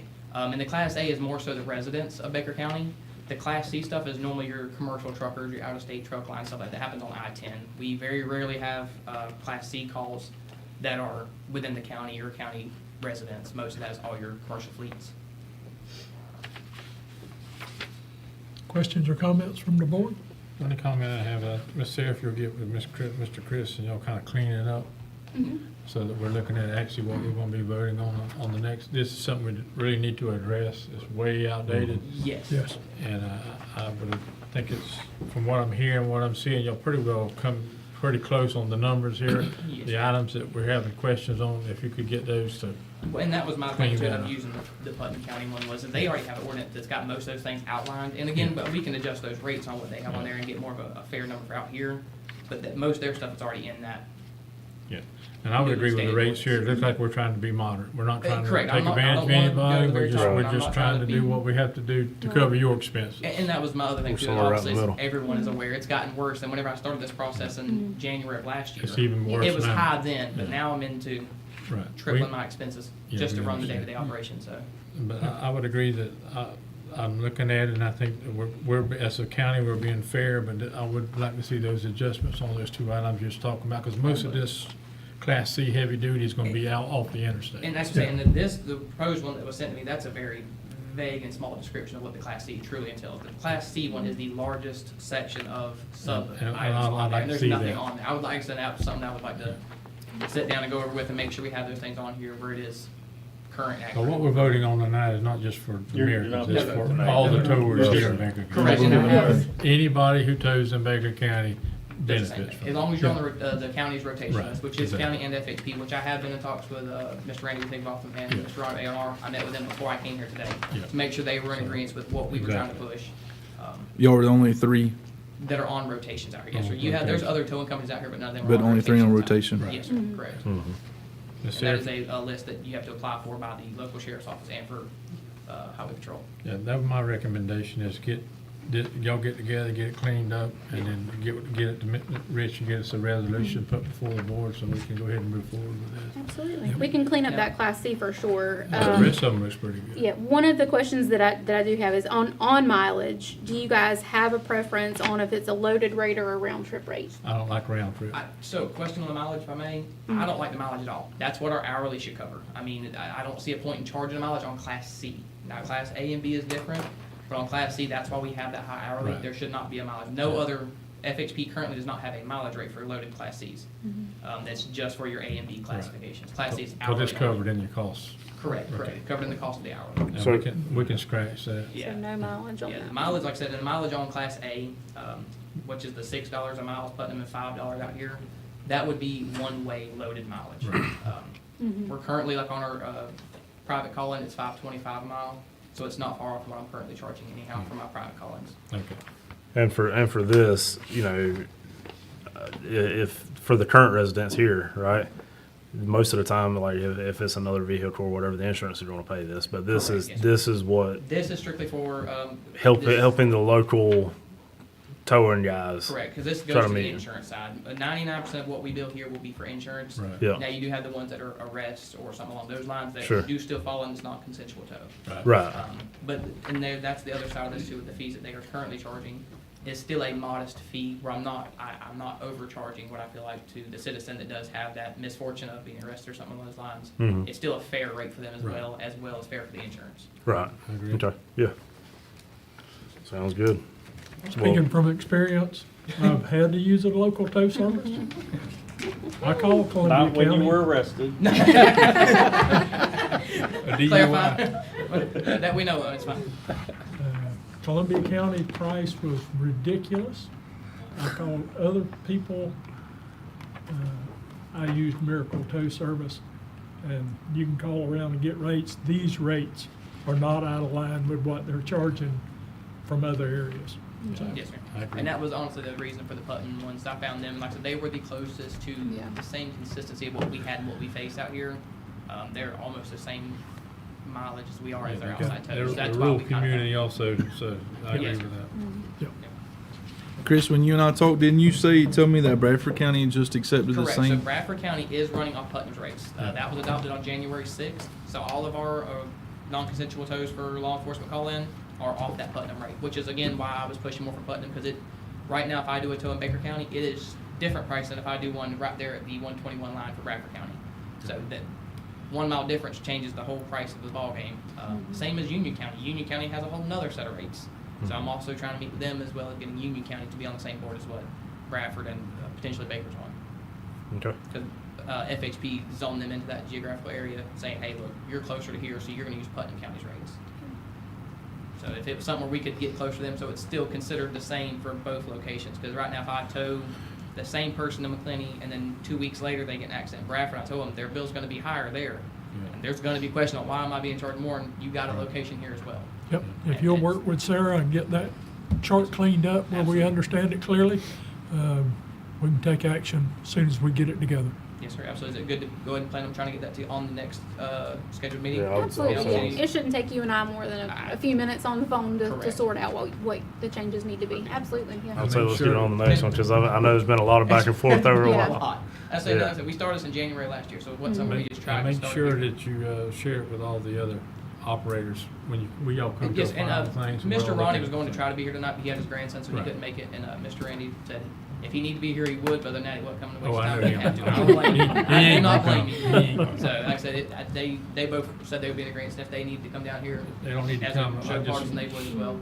Anytime that we're adjusting or messing with someone's rates, that they need to be involved in it. And that was the thing with them too, is I want to be fair for them, because there is surrounding counties that charge a rotator rate for the larger size wreckers, and I would love to have a rate for that. But in all fairness, we're the only ones out here that have a rotator, so I'm not trying to push that on them. Yeah. I want to be fair to the same companies out here that do the same job I do. I don't want to cut them short. Yeah, Yep. sounds good. Thank you, sir. Thanks, I appreciate y'all. Thank y'all. Thanks, Chris. Thank you, Chris. Moving on to number 11, purchase of Shoals Park playground equipment. Miss Sarah Little? Yes, sir. Thank you, Mr. Chairman. So presented before you all tonight is a purchase order for playground equipment at Shoals Park. If you flip through your packet, you actually see some pictures of what we're proposing there. In the current year's budget, we did budget for $40,000 for playground equipment for the park. And this park equipment will be located on our OHV side, kind of On what in, now? I'm sorry, OHV part of Shoals Park. And it would be situated kind of in the middle of the bathroom complex in the barn that's already there. So this purchase is actually through BYO. This is who we've been able to purchase equipment from all of the recent park improvements we've done over the last few years. It's through a state purchasing agreement, and this is a turnkey project. So this is the site preparation, the purchase of the equipment, the installation of the equipment, and the ground cover. So there is no additional charges to have this park equipment set up at that facility. BYO has been a great vendor for us. If we've ever had any issues, they've been great at addressing anything that's come up. And we did pick out the colors that were very similar to the other playgrounds as well. So again, we don't have any issues with it. You can see that, like I said, the full submission there was that playground equipment and a one bay swing with 2 seats actually on that. So we're really excited to get this addition. That'll be something great for those small visitors to Shoals Park. My family's maybe having picnics out there as well to have somewhere to play. We actually ran into a person that lives very close to Shoals Park at one of the community events where we had a county booth set up, and they were really excited because this is like across the street from where they live, and so they were really excited to be able to go into the park and utilize just the playground. So the community was excited about that. Again, this project totals $38,708, which is within our $40,000 budget. Again, this is a turnkey project. There's no additional cost. Staff recommends approval and award to BYO. Any questions or comments from the board? One question I have, Ms. Sarah, I heard that Shoals Park has a master plan, and this fits in that master plan? Yes, sir, it does. Okay, thank you. I make a motion, we approve the purchase. Second. You got a comment? I do. Miss Sarah, I absolutely don't want to second guess you, but I wanted to point out the comments. It says that they exclude removing any trees, limbs, they exclude any site work, any kind of, that the site must already be clear and level. Like, I just want to make sure we're aware of that. I'm not trying to. Is that something Shoals? Well, there's not staff will anything do? to remove there. It's good. Okay. Set before, It's yeah. flat.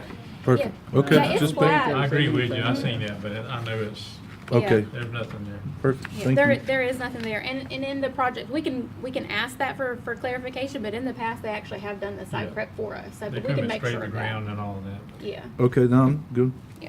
We have a motion and a second to approve park equipment purchase, playground equipment purchase for $38,708. All in favor signify by saying aye. All opposed, like sign. Motion carries. approval of LSF Year 3 opioid funding contract. Yes, sir. Thank you again, Mr. Chairman. So this was actually presented to you all as a budget a couple of meetings ago. And so once the steps in that process with LSF is that we have to create a budget for our yearly spending. That has to be approved by the board, and then we send that back to LSF. If they agree with how we're allocating the funds and that it's in alignment with the requirements of those funds, then they send us the funding agreement. And that's what's before you all tonight, is just the funding agreement that supports that budget you've already approved. So just as a refresher, year 3 actually totals $203,519.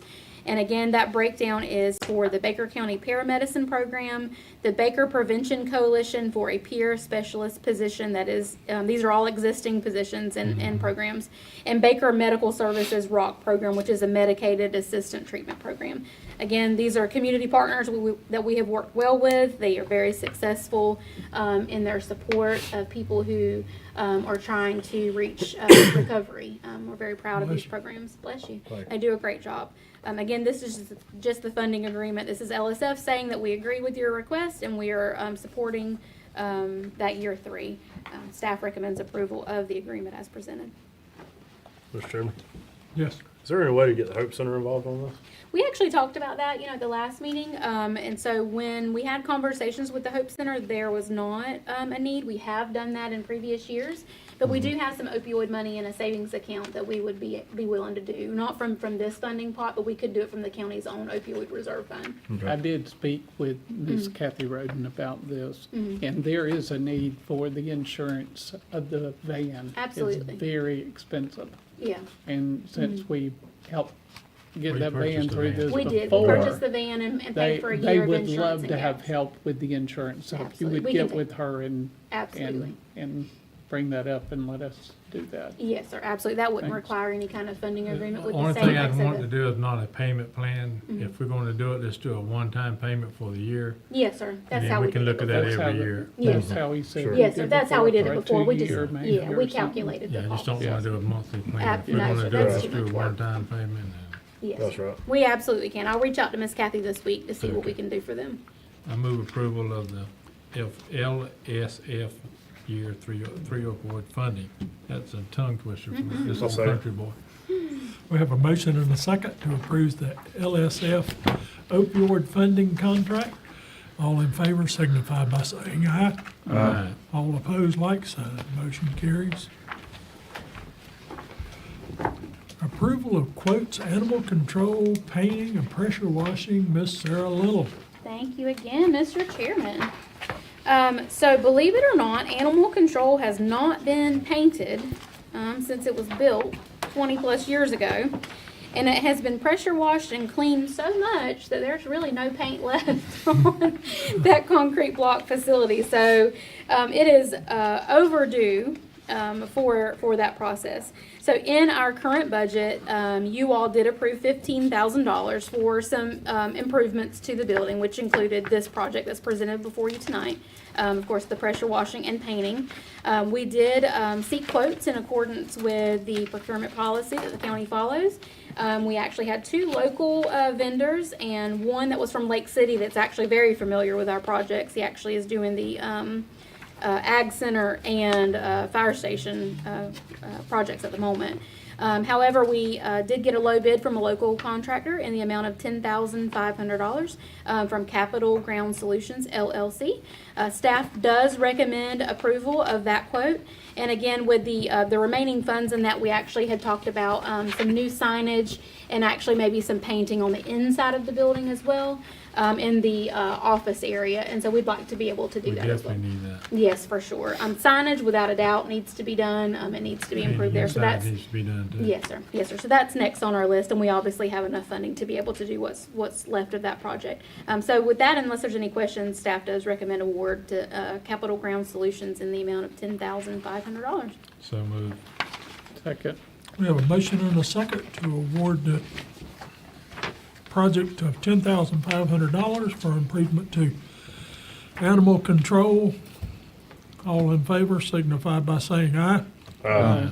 All opposed, like sign. Motion carries.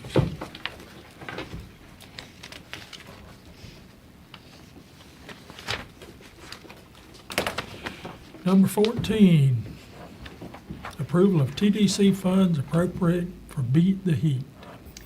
Thank you again, Mr. Chairman. So the TDC board did meet just a few days ago, and they were presented with all 4 applications that are presented to you tonight.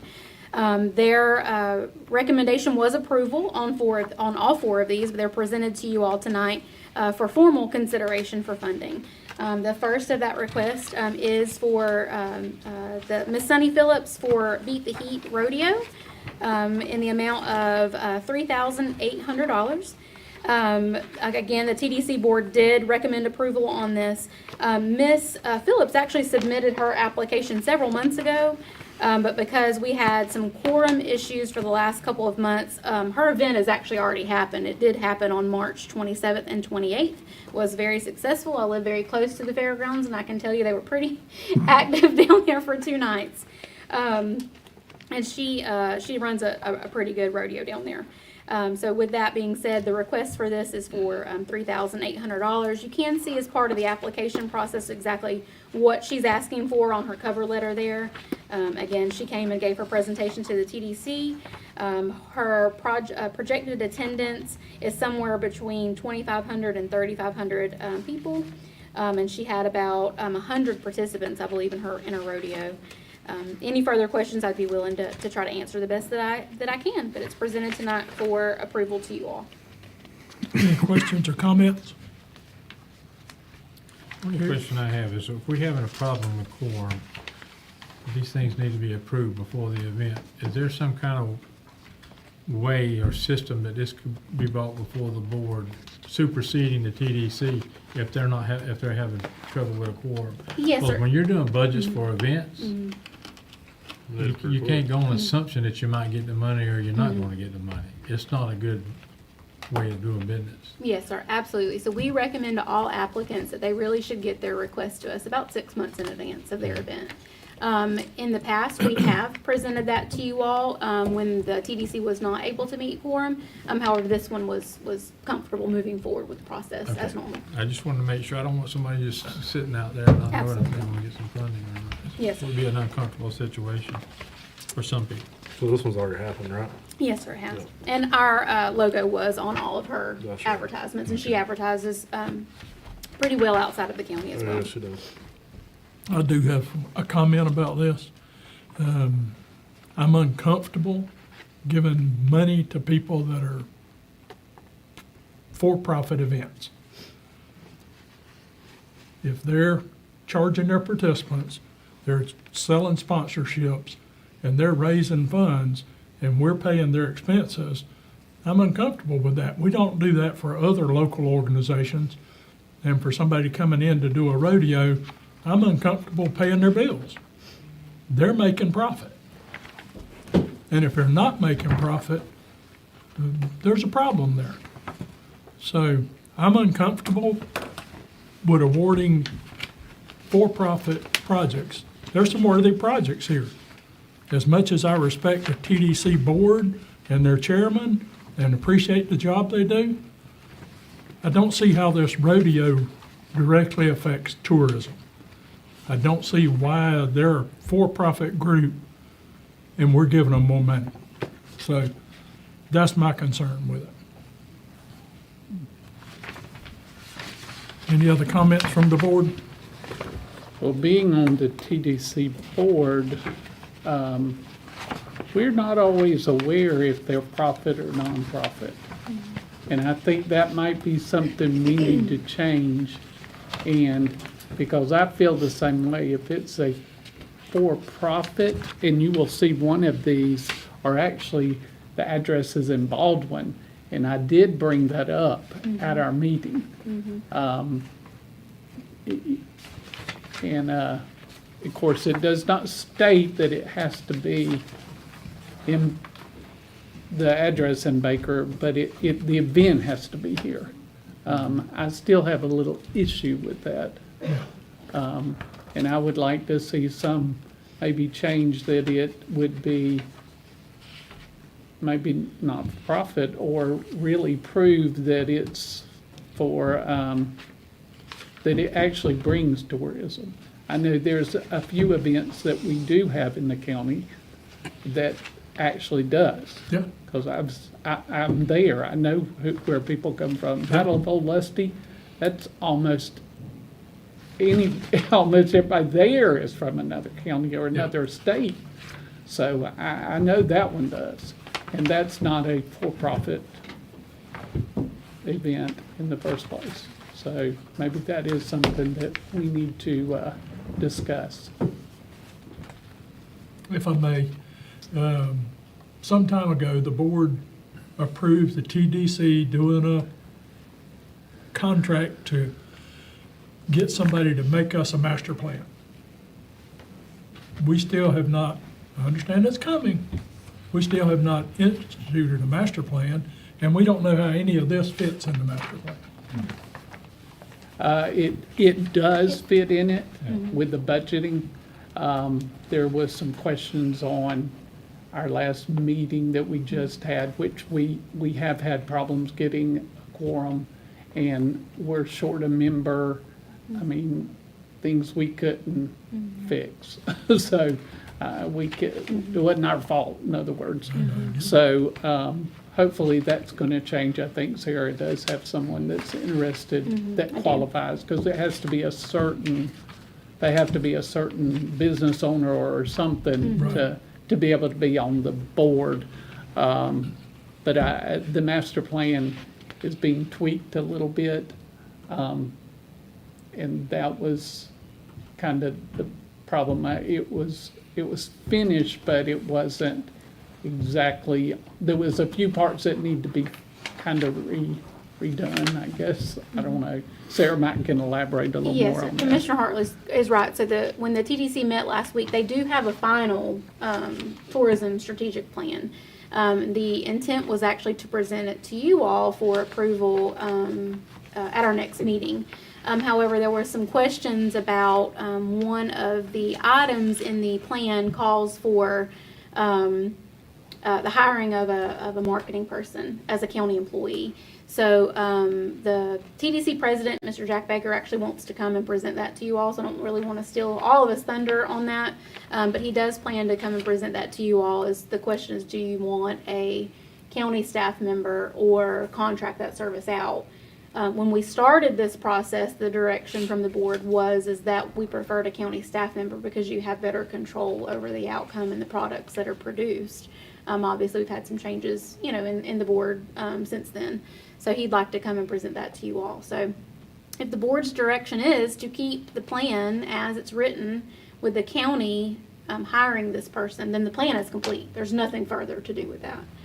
If the direction is that the county commissioners would like to see that service contracted out, then we will have to go back to the drawing board, and it will cost an additional funds because we are at the end of our scope with North Star, to be able to present that plan. So it would cost additional funds, and there would have to be some more work done on that plan, and then a RFP and a scope of work would have to be prepared.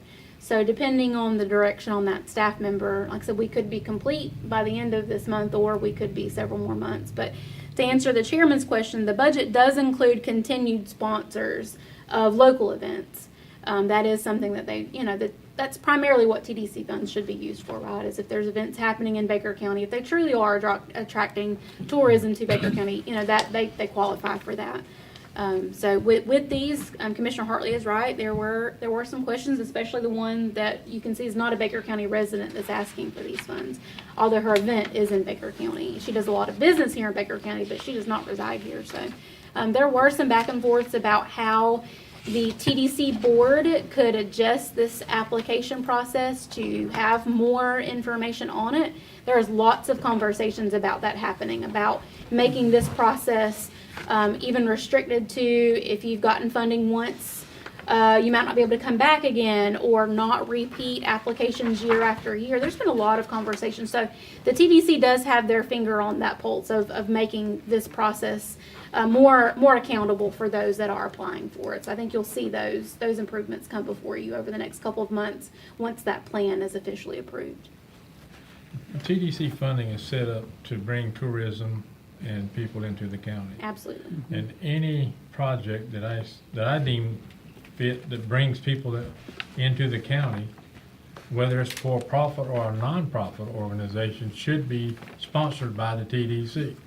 We should be encouraging tourism into the county. This TDC is not a free give y'all. Hey, I'm just going to give you money. You have to prove to the county that you're coming into the county. I don't care if you live in the county, you don't live in the county, but if you're coming into our county, that you are bringing value. And that's where the TDC would sponsor. And to me, it's an honor to sponsor an event that's coming into our county, even though they don't live in this county, but it's bringing tourism and people from outside of the county. Because everyone that drives in here usually eats at our restaurants. They're helping the people at the gas station. They're looking at Baker County, and eventually they might say, I love Baker County, I'm going to move to Baker County. And that's okay too. But to limit your profit, nonprofit, I think that's incorrect. Because that's not where this is not for profit or nonprofit. This is for tourism. You have to take they're making money out of it. It doesn't matter. The fair comes in and the big fair comes in, they make money. But only thing I know that really is a big support is the OCO Battle of The Olustee. reenactment. They don't make money. They're not there to make money. But then I just heard a conversation on, well, we should limit how many times you can apply. Everybody doesn't agree with that. Yeah, no, sir, that's just I not don't true. agree with No, that. sir. Yeah. I don't think that you should have a limit on your apply. You might get turned down, but you should have the opportunity to apply. So I respectfully disagree with our chairman. I think that the TDC is not for nonprofits only. It is for tourism for Baker County. And if they come in the county, if they making $100 more than what this is a $32,000 budget I'm looking at. That's investment in the Baker County. And we're investing $3,800 in a project, and I got people who attended it. It was a great event. It was a great event for Baker County. That's what TDC is for. It is for great events for Baker County to bring people not only out of the county, but the people in our county can enjoy. And then that's what TDC funding is for. It's not for any other reason. And so I'm going to support it. I think the TDC board done a great job supporting this, and for me, I'm going to support it. I think it was a great thing for the county. There are a lot of outside people that come to this. A lot of people. Yeah. So A lot of that's doing its purpose of bringing them in. Most of the participants, I think, was from somewhere else. Most of these people who was on this is. And most of them were hauling horse trailers and everything else. Filling up, eating at our restaurants. Right. That's right. Well, according to this Visiting Baker profile, County, that's what TDC funding is for. yeah, according to this profile, it projected over 150 hotel rooms were, Right. and then 60% of the attendees were not even from Baker County. So, and most of them might have stayed in the hotel at night, and then that is taxes that is used to pay the TDC fund. Right. So we're reinvesting our money is basically what we're doing. I'll make a motion to approve the TDC funding for Beat the Heat. Second. Have a motion and a second to approve the TDC funding for Beat the Heat. All in favor signify by saying aye. Aye. All opposed, like sign, and I vote nay. All right, moving on to the next TDC funding, 4th of July celebration. Sarah Little. Yes, sir. Thank you, Mr. Chairman. Dylan, I don't know how we got your applications split up. We got you and then another one, then you're back again, but we managed to do that. So the next TDC application actually comes through your Chamber of Commerce via Mr. Dylan Pullen, who's here with us tonight.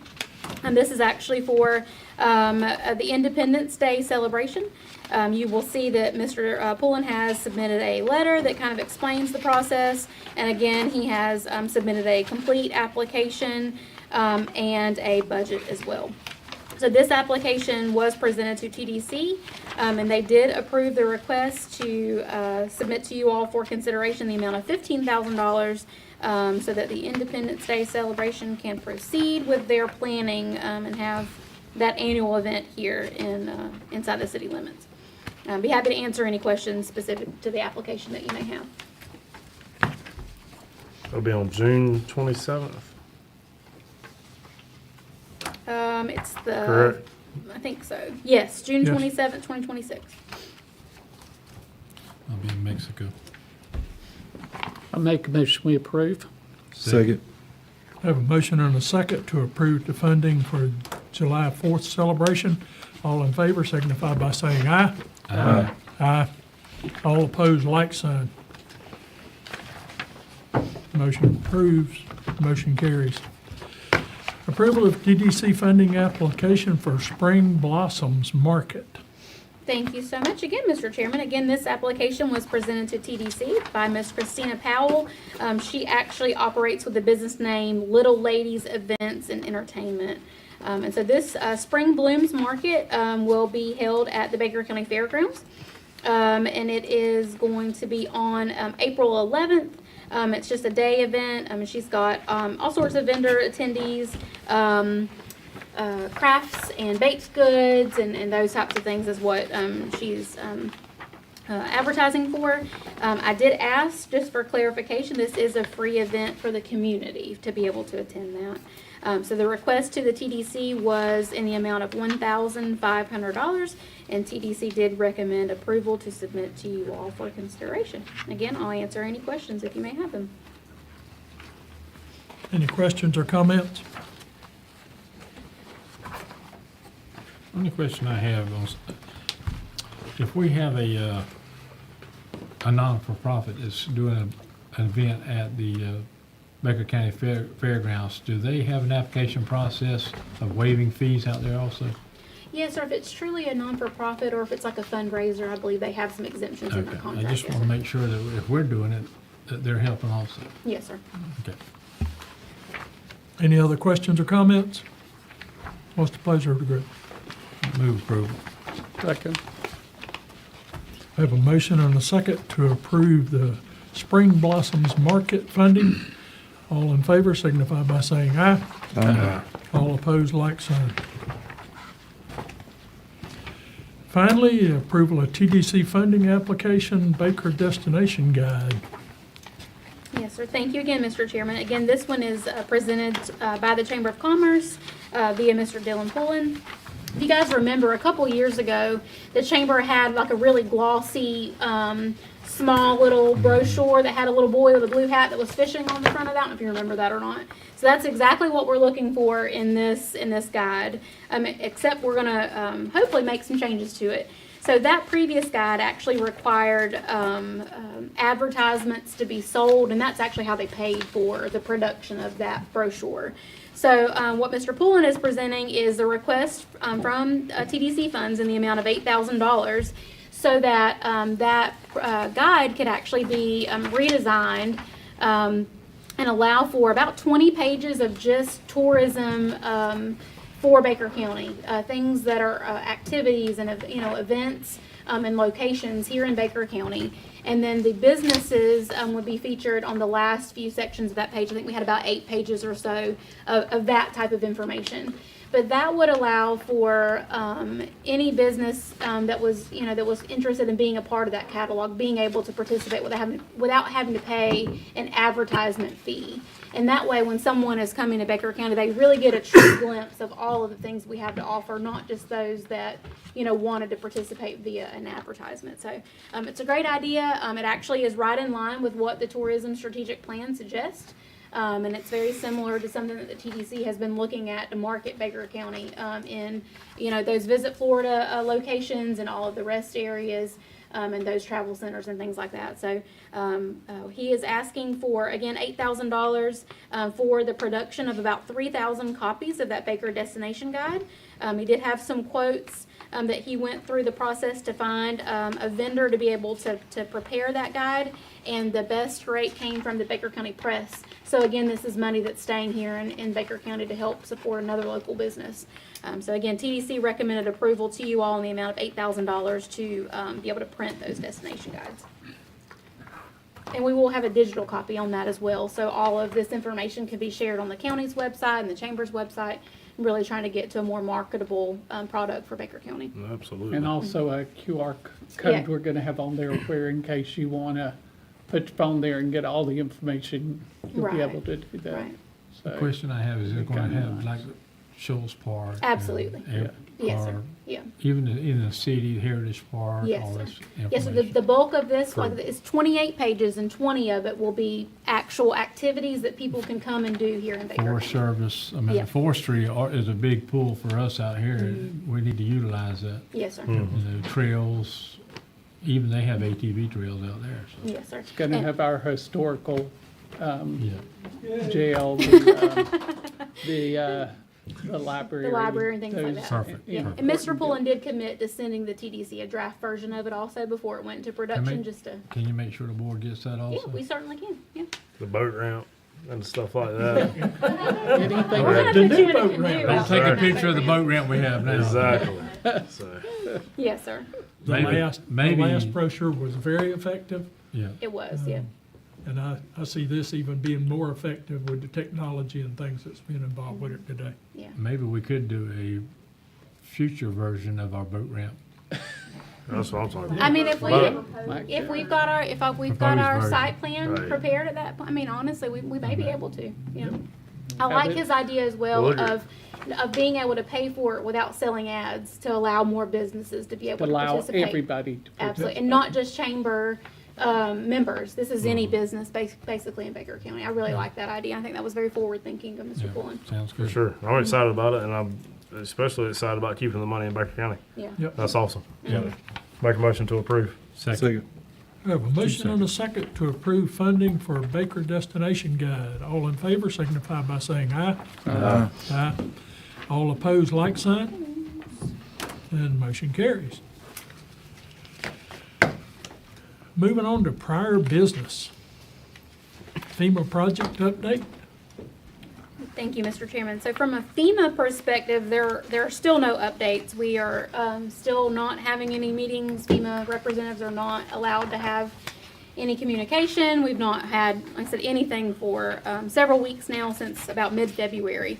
However, these projects have all been awarded and contracts have been signed, with the exception of the Steel Bridge Road project on this sheet in front of you now. That one did not make it far enough in the process. The contractors have not been told to stop, so as far as construction goes, we are still on the same schedule. All of those projects are in the design and engineering phase at the moment. If we do, continue to see this being a problem out into the future, obviously we'll bring that to your attention. If some type of action needs to be made, if FEMA, persist in no conversations with us. But for now, all of these projects are continuing to move forward as planned. And we have not issued any notice to the contractors to slow down at this point. Any questions or comments on that? I think we need to say it a little louder for the people in the back. The boat ramp is in full speed. There's nothing that we can do. Obviously, we're joking, but there's nothing that we can do to make the process go. We have awarded the project. It's in the design phase. Hey, we're wanting it as bad as you are. Absolutely. So, absolutely. And then I had somebody else contact me about the 23A box culvert on Louder, how it had settled, and we have already dropped the speed limit. The DOT man did, DOT inspector, to make it a little safer. But I wanted to point out that is also awarded, and that is also in the design phase. Correct, sir? Yes, sir. That's And so correct. that ball's already rolling and working there on that. Thank you news. for that. Good observations. Any other comments? All right, moving on to pending business report. All right, thank you again, Mr. Chairman. So we had several items that were removed from our pending business report, because they were completely closed out, and the reimbursements were received to the county. So just to give you guys some future information, Miss Remy Bordelon, who is our grants and project manager, actually is on our schedule for the next county commission meeting to give you a full rundown of all of our projects. So I know these are just kind of high level that we wanted to kind of keep an eye on, but the county has dozens of projects that are actually ongoing, and she is going to come and give a presentation to you all to give you an update on all of that. So look forward to that. We'll have a lot more information when she comes and can kind of share with you all the work that she's done to coordinate all that information for us. But moving forward on what's presented to you all tonight, again, St. Mary's Cove boat ramp, we just talked about it. That project was at 100% completion until Hurricane Debbie hit. Again, this is just holding this here, so it's at the forefront of our minds that we do still have to close out that FWC grant that originally funded those repairs that Hurricane Debbie damaged.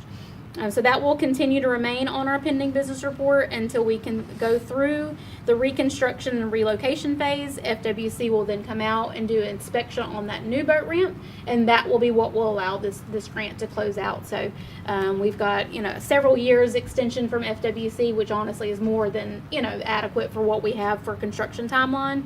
So we're not concerned about anything to do with that project. We actually provide monthly updates to FWC as well as more in-depth quarterly reports, and we also forward them emails from FEMA and things like that and the contractor. So they're well of the progress and are satisfied with our attempts to reconstruct that facility. St. Mary Shoals Park improvements, again tonight we actually approved the purchase of playground equipment, so we're really excited about that and being able to get that on site. And have some playgrounds there for children to play on. Kyler Fire Station, just to remind you guys, that project is at 90% completion because we are still not at a point to fund staff at that location, and so that mobile home purchase was the last step in that project. That's why that one's still there. So that one's just going to sit there until we can fund people to go to Kyler. Yes, sir. Absolutely. Because the last leg of that was the mobile home purchase for the living quarters. So unless you all want me to do something different with that, that's just there as a placeholder that project's I not think we completely can closed. remove it until we go into the next, that would be like a phase 2 of it. There's no Okay. sense in looking at it, because we all know until we get people out there, we're not gonna put a trailer there. Okay, we For can me, do I that. think we just remove it, and then when we start moving forward with the project, then we put it back on. Okay. Right. I agree. Okay. And I mean, honestly, you can do the same thing for the phase 1 grant for the boat ramp, because I mean, we're all aware of it. Yeah, and it's on our FEMA list also, Right, so it's we're on the talking FEMA about list, it. So we talked about it twice. So. Mhm. I can do that. The Shoals Park improvements, the only thing remaining on that is the playground purchase? No, so that's just continued updates on We- Shoals Park, and we just typically keep that in line there with When with I have a different things that we question on have. that one too, when you get finished. We So need to do it's not some, at completion, it's just ongoing yeah, improvements to we Shoals need to Park. do signage out there. Yeah, so Rules and regulations signage at the check-in. Yes, sir, So we're where working people on that as will, well. can see exactly, because they're not gonna read the pamphlet. Yeah. But if it's in the big letters in front of them, they're gonna read it when they come in. Yes, sir. We're actually working on that. That's one of the things that the National Park Service, has been out multiple times Yeah. over the last year and a half, and that's one of the things that we're working on is a signage plan with the Okay. National Park Service. So absolutely, that is on our list. Sounds good. Yes, I sir. just don't wanna drop the ball on it, because No, sir, it absolutely needs to be not. addressed. We hopefully will have a lot to present to you all about Shoals Park actually in the next coming months. We've been really working internally on a lot of options and specifically some grants that we may be able to seek to. So once we get our plan more nailed down, but we will present that to you also. There'll be a lot of suggested improvements to Shoals Park coming up in the near I'd like future. to see a grant out there for some type of big pavilion that could be actually rented out Mhm. Yeah, for family events. that'd be nice. Also camping. Absolutely. Camping. There's So a lot the- of options. The National Park Service is actually helping us also rewrite our master plan. So right now, Shoals Park doesn't allow for that. Right. And so that is something that the state would have Yeah. to agree with. But that part of this partnership that we have right now with the National Park Service includes a master plan rewrite. Okay. And so absolutely, Alex, I think you guys will be very impressed with the information once we're finalized. We're very close to being able to present that to you all. I think you guys will be, like I said, very impressed with the work that National Park Service has done and all the potential benefits that we're going to have for having that partnership. Yeah, I think- How close? When do you think? I think we were scheduled for the end of this month, or was it May that we had talked about putting it on the agenda? Yeah, I think so. Within the next meeting or the following meeting. I think it was either the end of April or beginning of May.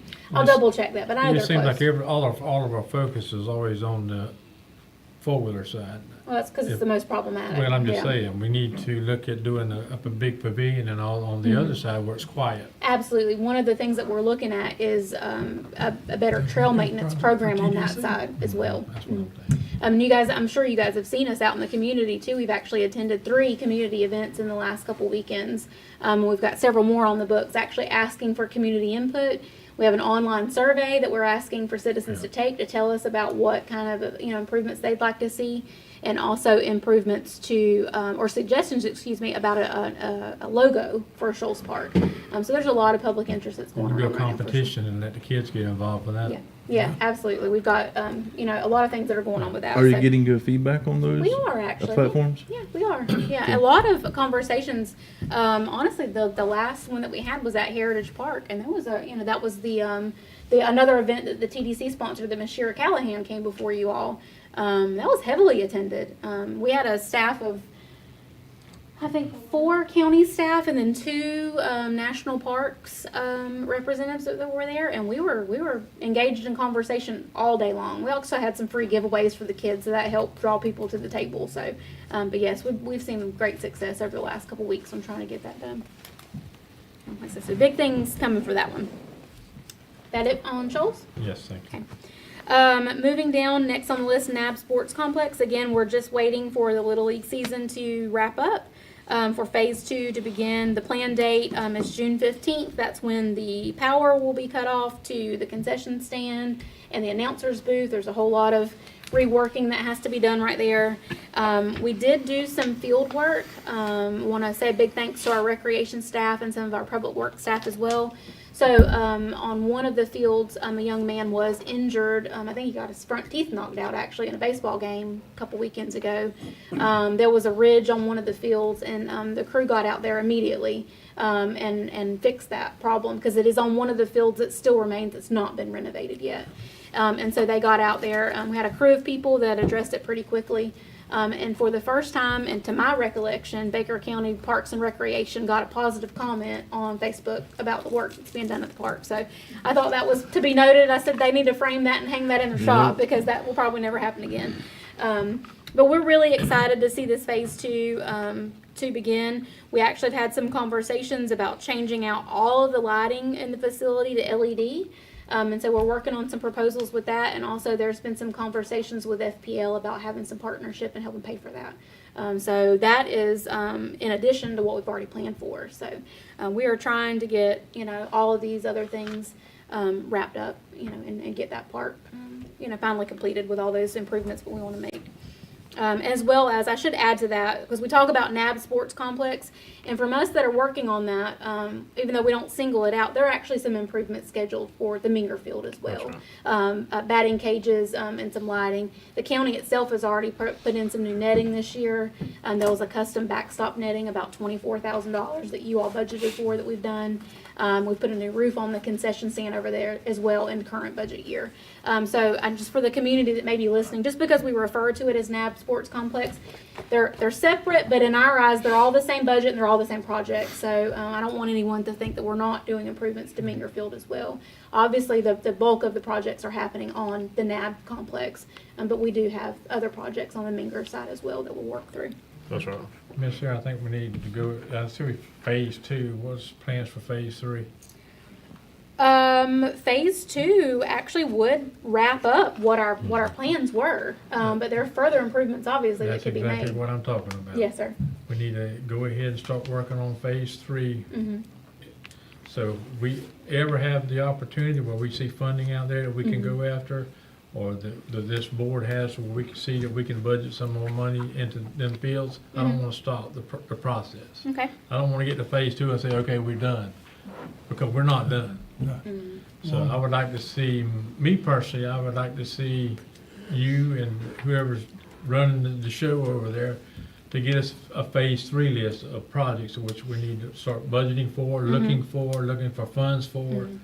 So And if you have a plan, a master plan, it always helps you when you go to the state and looking for money. This is Absolutely. where we're at, this is where we wanna go. Yes, sir. So- And just to circle back to our TDC tourism plan, the NAB Sports Complex is actually identified as a tourism location to It attract is. people to Baker County. It- And it's so a- there could be some funding opportunities with TDC funds for If that you as get well. them fields up to par, Mhm. and the whole side up to par, travel ball brings tons and tons of people Yes, sir. into your community. Yes, sir. Absolutely. Look We at can Lake do that. City. I can tell you a bunch, Lake City, Mhm. Georgia, Valdosta, Georgia, Jacksonville. A lot of our teams now have to travel from Baker County and to Jacksonville to Mhm. play on their fields, because we don't have enough.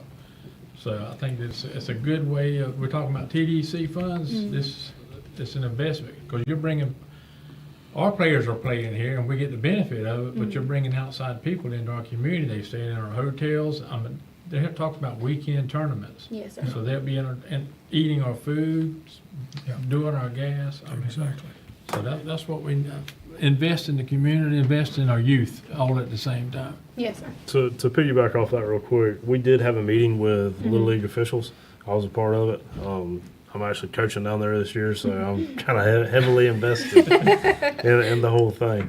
The field staff did a great job of addressing that. We brought out a roller. I think they had a roller out They there did, yes, sir. and rolled it down and addressed that issue and got rid of the lip going in on the minor league field.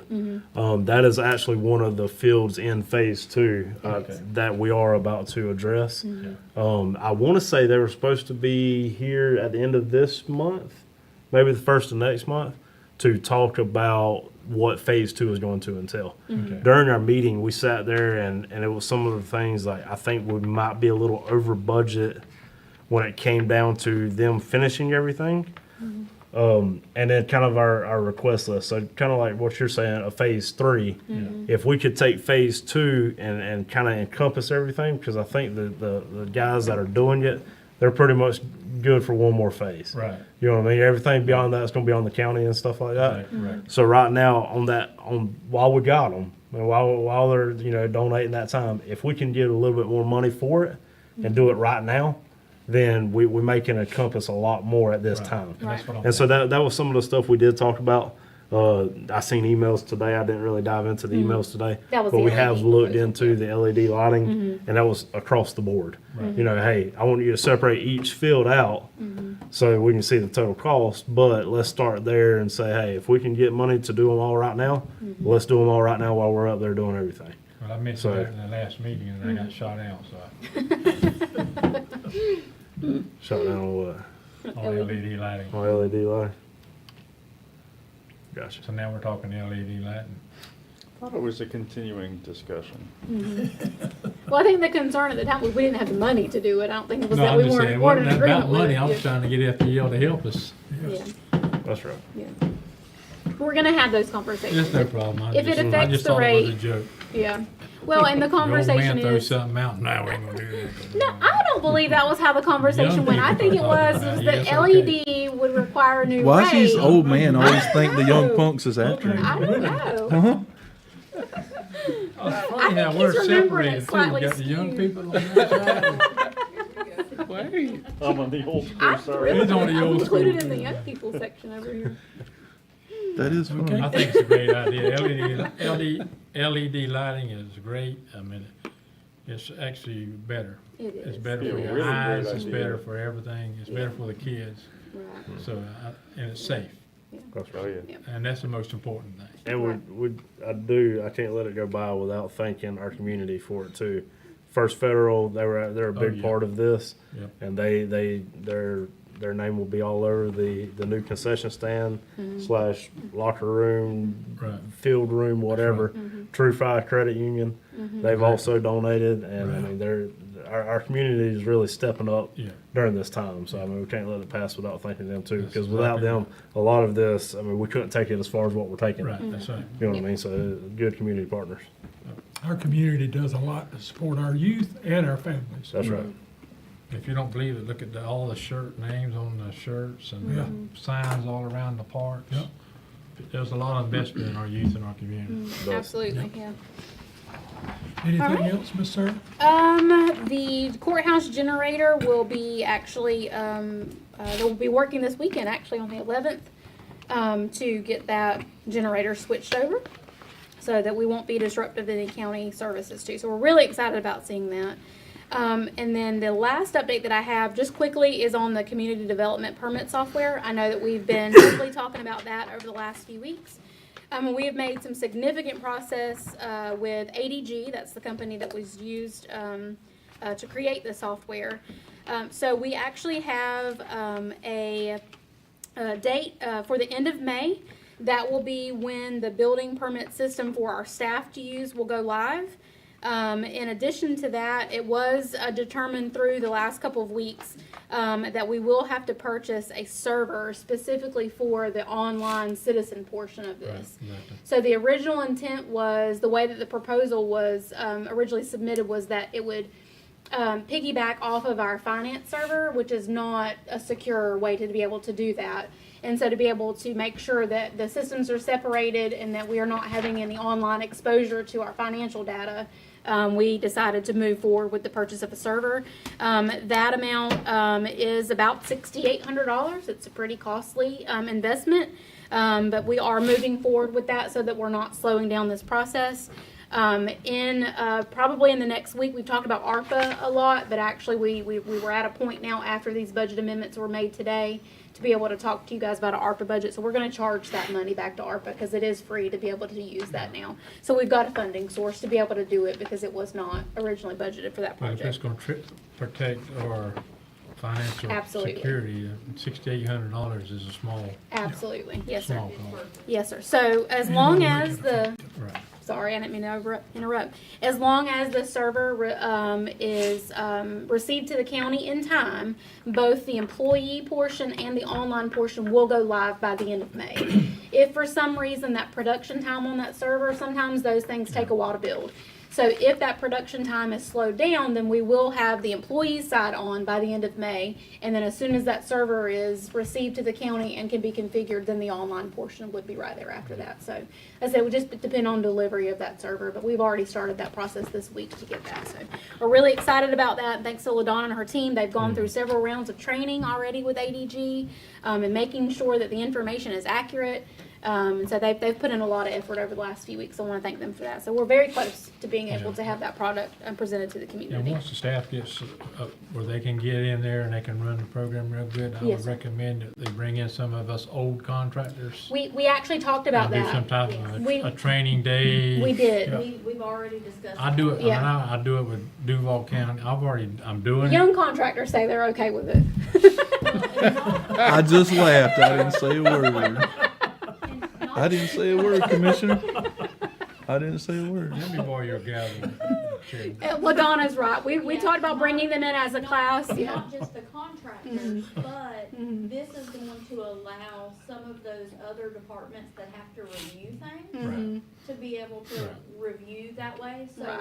we plan on doing something with them Yeah. too, so we can sit down with Chris and Trevor and them Mhm. and walk them through what it looks like for them as well. Well, it's Yeah. better to teach everybody the correct way than us Right. trying to learn and making all the mistakes. Absolutely. Yeah. We'd even talked about trying to film a YouTube video, and that way if a contractor comes and doesn't want to You sit ain't in the doing- class. You're not doing any good going to YouTube, because I'm not gonna look at YouTube. No, we would have a class, but for those of the, the contractors that may just want to watch a video on I step mean, by you go step. from so. one extreme to the other extreme.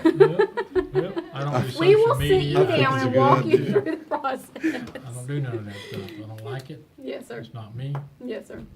And we have a lot of contractors with A that lot of same view, people so we want to make sure they're don't do comfortable it. using it. Maybe we Absolutely. could ask the contractors what form they would Right. prefer. Yeah. Yeah, for sure. Like I said, we want to make sure people are comfortable. Before I using watch it. YouTube, I do it myself. Well, Only we're thing I watch on satisfied with YouTube it. is cause I have to, is when I'm in a foreign country, I can watch our church. Yeah. That's the only thing I watch on YouTube.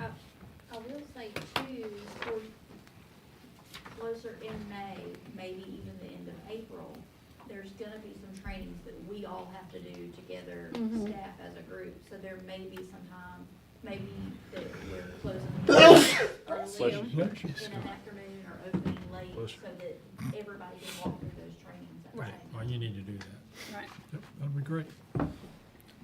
Anything else, Miss Sarah? No, sir. Just to point out while we're on pending projects and business, Station 50 to second floor is almost complete, probably will be complete by the time we have our next meeting.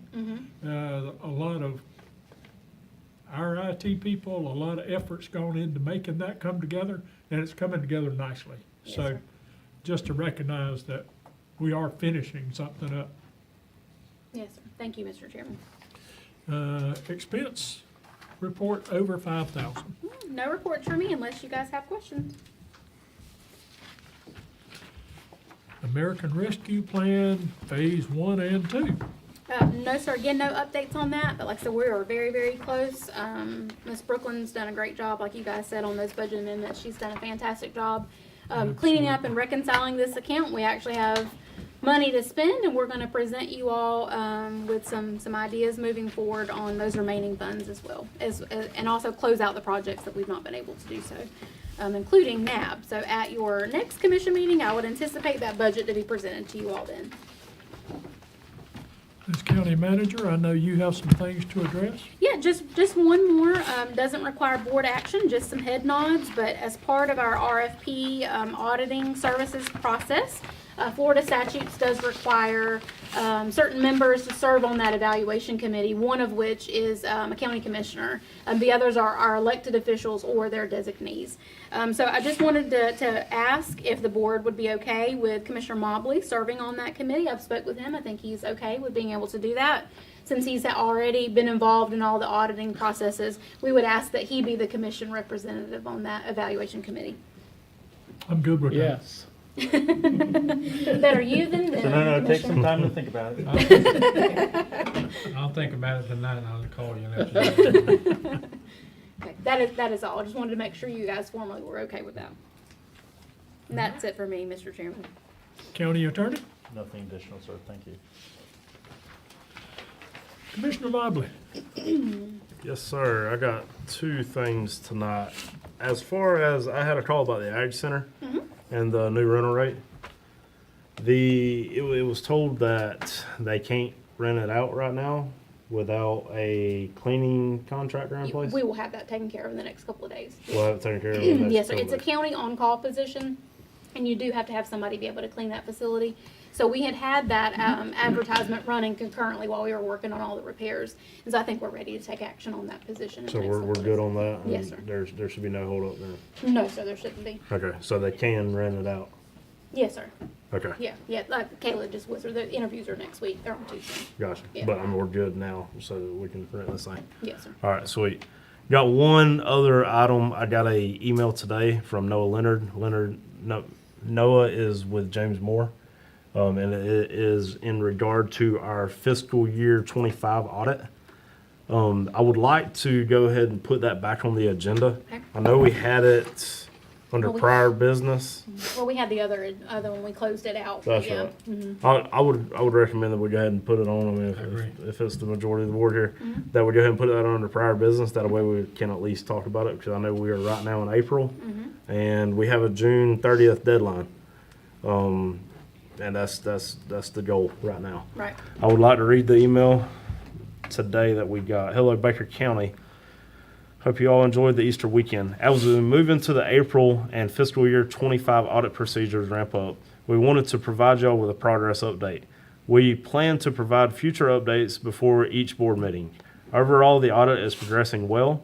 All offices are making uploads, responding to our requests, and working through our inquiries. Based on the efforts of everyone involved, we currently see no indication that the June 30th deadline will be an issue. Praise the Lord. Amen. Should that change at any point, we will ensure that any questions or concerns to the otherwise are promptly communicated to this group. See below for a high-level overview. Baker County Board of County Commissioners request list is 63% fulfilled, scheduled to begin as the constitutional officers are completed. The clerk's request list is at 83% fulfilled, scheduled to begin audit this month. The sheriff request list is 57% fulfilled, audit is in progress. Supervisor of election request list is at 88% fulfilled, audit is in progress. Property appraiser list is 100% fulfilled, The audit is in progress. The tax collector request list is 77% fulfilled and scheduled to begin audit this month. Please let us know if you have any questions. Best, Noah Leonard. I met with Brooklyn this morning, and while we were talking this morning, the clerk and the county, she stated that in her efforts with CKH, they're still trying to help tidy up some stuff. Between her and CKH, they fulfilled everything, should have everything fulfilled as of last Friday. They were unable to upload, I think, Friday, and so yesterday it may have been down as well. They were trying to upload a bunch of that today, so she expects that the county and the clerk, both the lists to be fulfilled, I would assume by the end of the week, if not very close. There was a lot of stuff that had to be uploaded, and it was taking time to upload those that data, right? So that's pretty much where they're at right now. I'm very, very thankful that the June 30th deadline will not be an issue at this point, and looking forward to keep pushing this one and get it across the finish line. Sounds good. We appreciate your updates and staying on top of it. Yes, sir.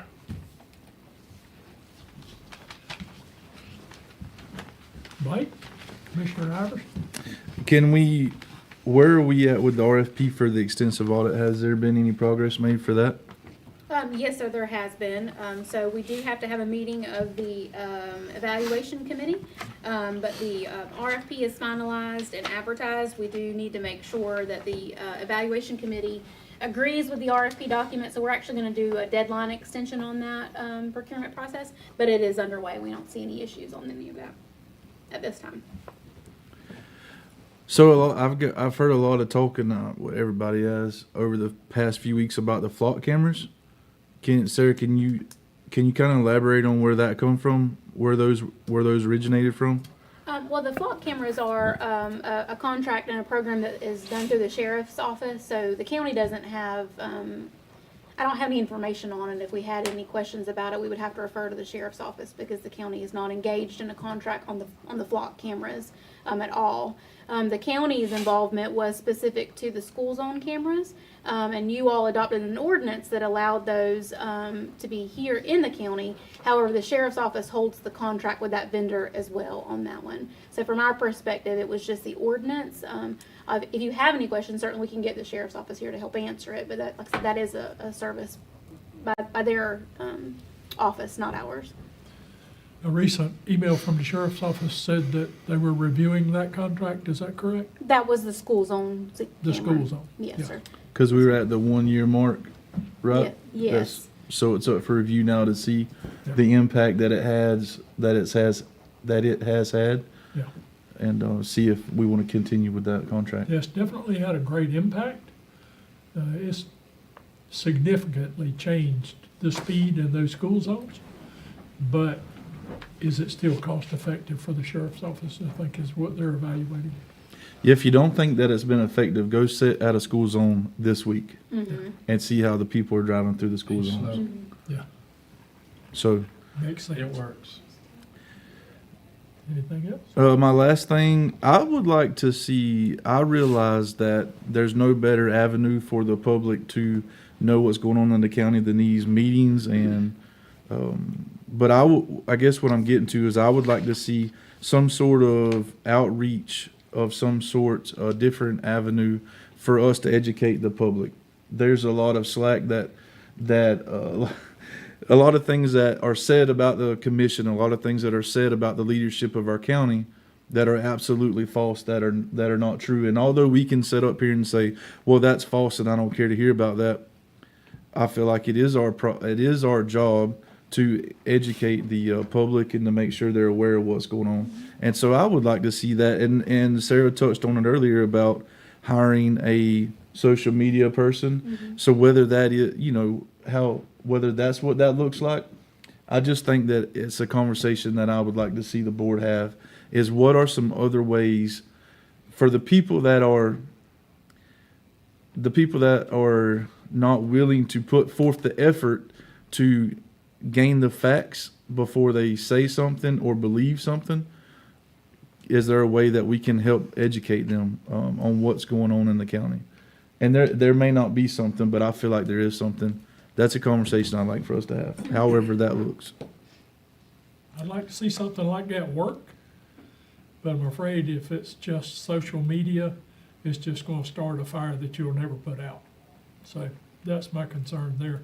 Social media is not a platform of truthful, integrity-seeking people all the time. There's a lot of great people on there, but there's always somebody wanting to stir the pot and wanting to argue and state facts that aren't facts. So that's my problem with the social media part of it. But I agree with you. We need to do something to improve that relationship or to make it stronger. And so the problem I have with that is my first instinct is to say, well, it's not, you don't create a forum. You don't create a two-way communication there. Yeah. You create a communication where, hey, this is how the county's handling this is how the cameras are handled. And I'm just saying that because but this is how the boat ramp, hey, why not every Thursday night post a percentage update on where the boat ramp is? It hasn't costed us any money, and now everybody knows, well, where's the boat ramp at?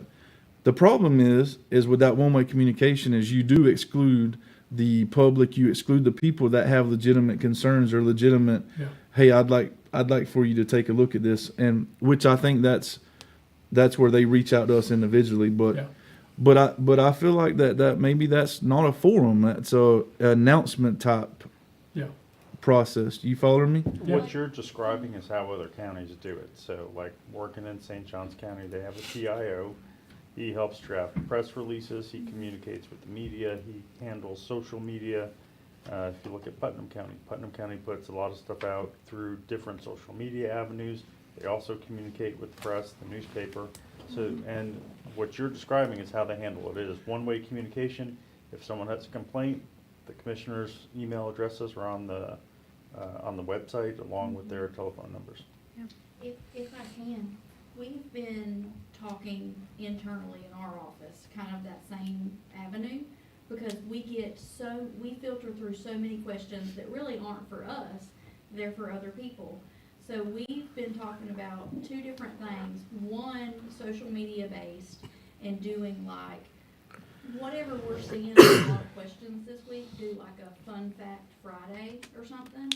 So, one is public versus private roads has been a big topic. So, put something out there. How do I find out whether I live on a public or private road? And then providing the information to, who you would contact or how you would tell if a road is public or private.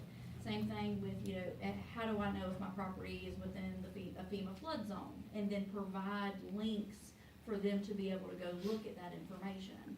And then another thing that we thought about doing was like either a monthly or a quarterly newsletter for what's happening within our department. So it would Both show St. John's and Putnam do that. It would show like these are your applications that we have for this month. So those notices go out and those mailings go out.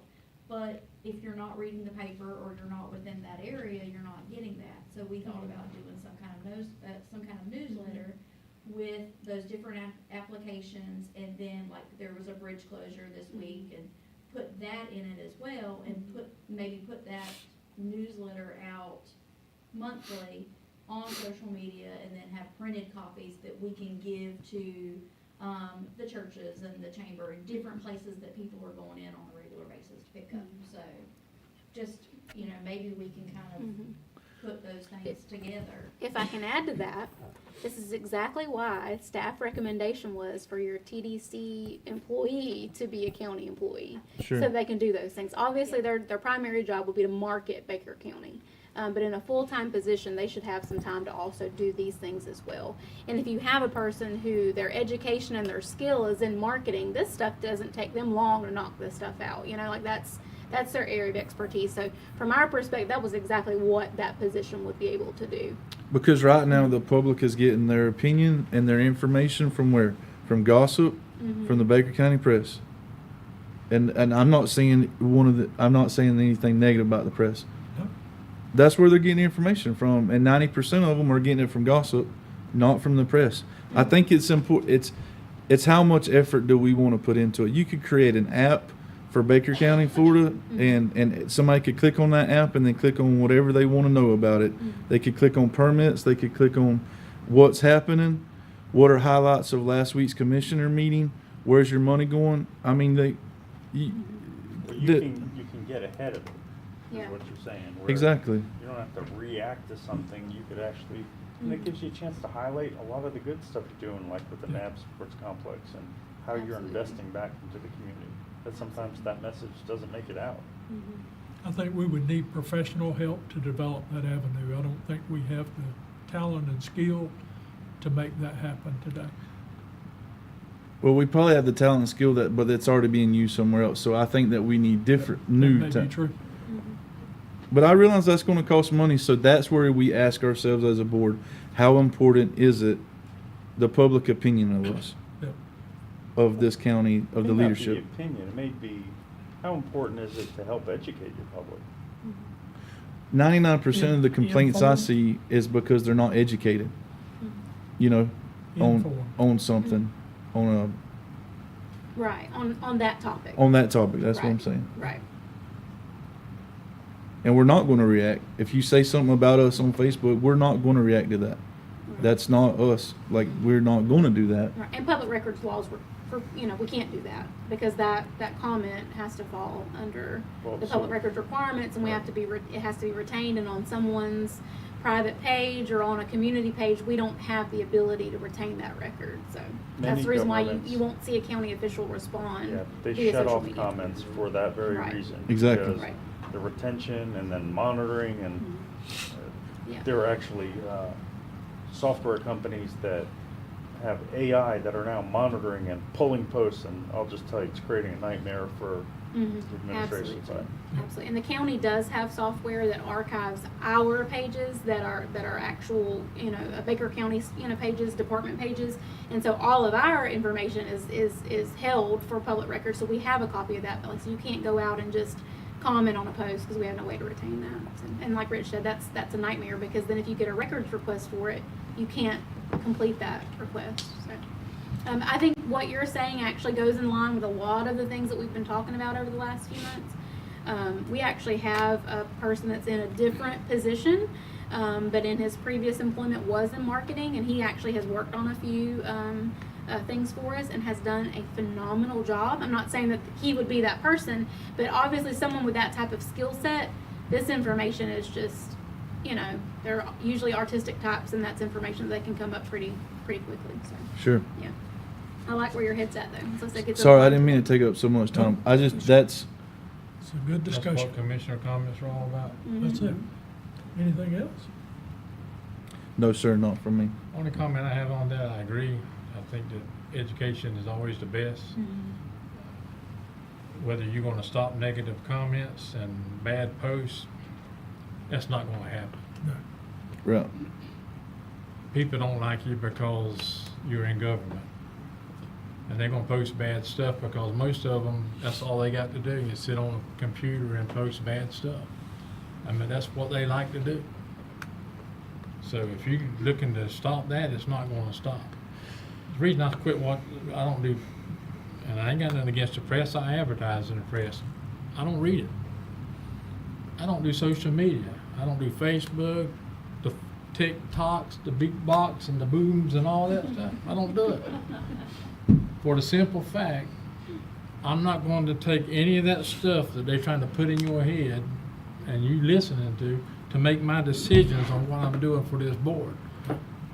When I make a decision on this board, it's through prayer. So what I think is right and what I think is the best for this. Sometimes I make a decision and I might not agree with it myself because I think it's the best for the community. I might have a different opinion on what I would do personally, but if it's best for the county, that's what I do. And people are going to agree with it, and the people are going to disagree with it. And you're never going to stop that.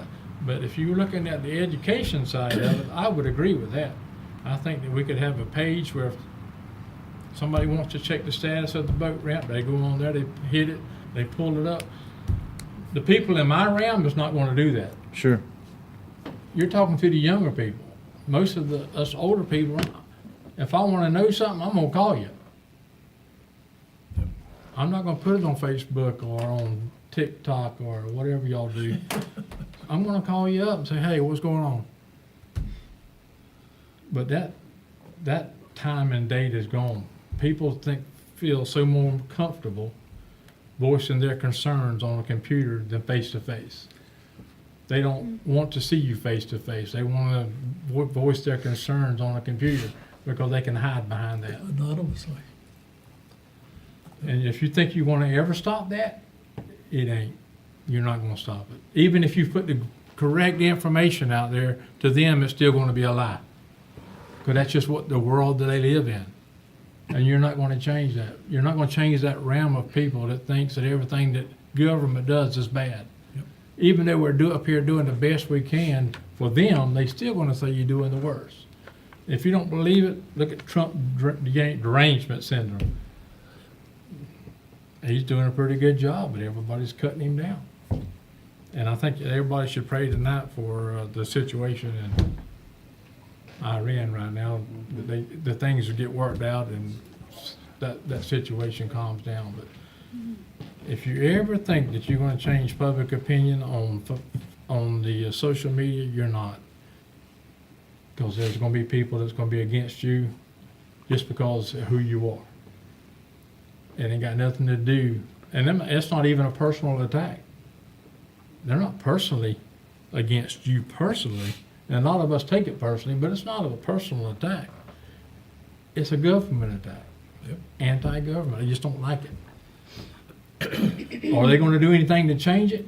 90% of them won't, because they're not going to run. Don't want to be sitting in this position and somebody talking about them. So if you think you're going to change social media, it's not going to change. It's just going to get worse. But I love your idea about pushing out information, the correct information, and the ideas that this board and the staff are doing. I think that's a really, really, really good idea, and I'm glad you brought it up. But don't get caught up in the social media, because there's people on there that don't like you because of who you are. Sure. And it's not a personal attack on you or me or anybody. No, I was just thinking how is our information being put out to the community? Yeah, I agree. And it's on the live stream. That's it. We're calling individuals. Yeah. So let's just make it to where we can get that information out there I more. agree with that. I like think, that I idea. think we all agree with that. Anything else? I think I just said too much then.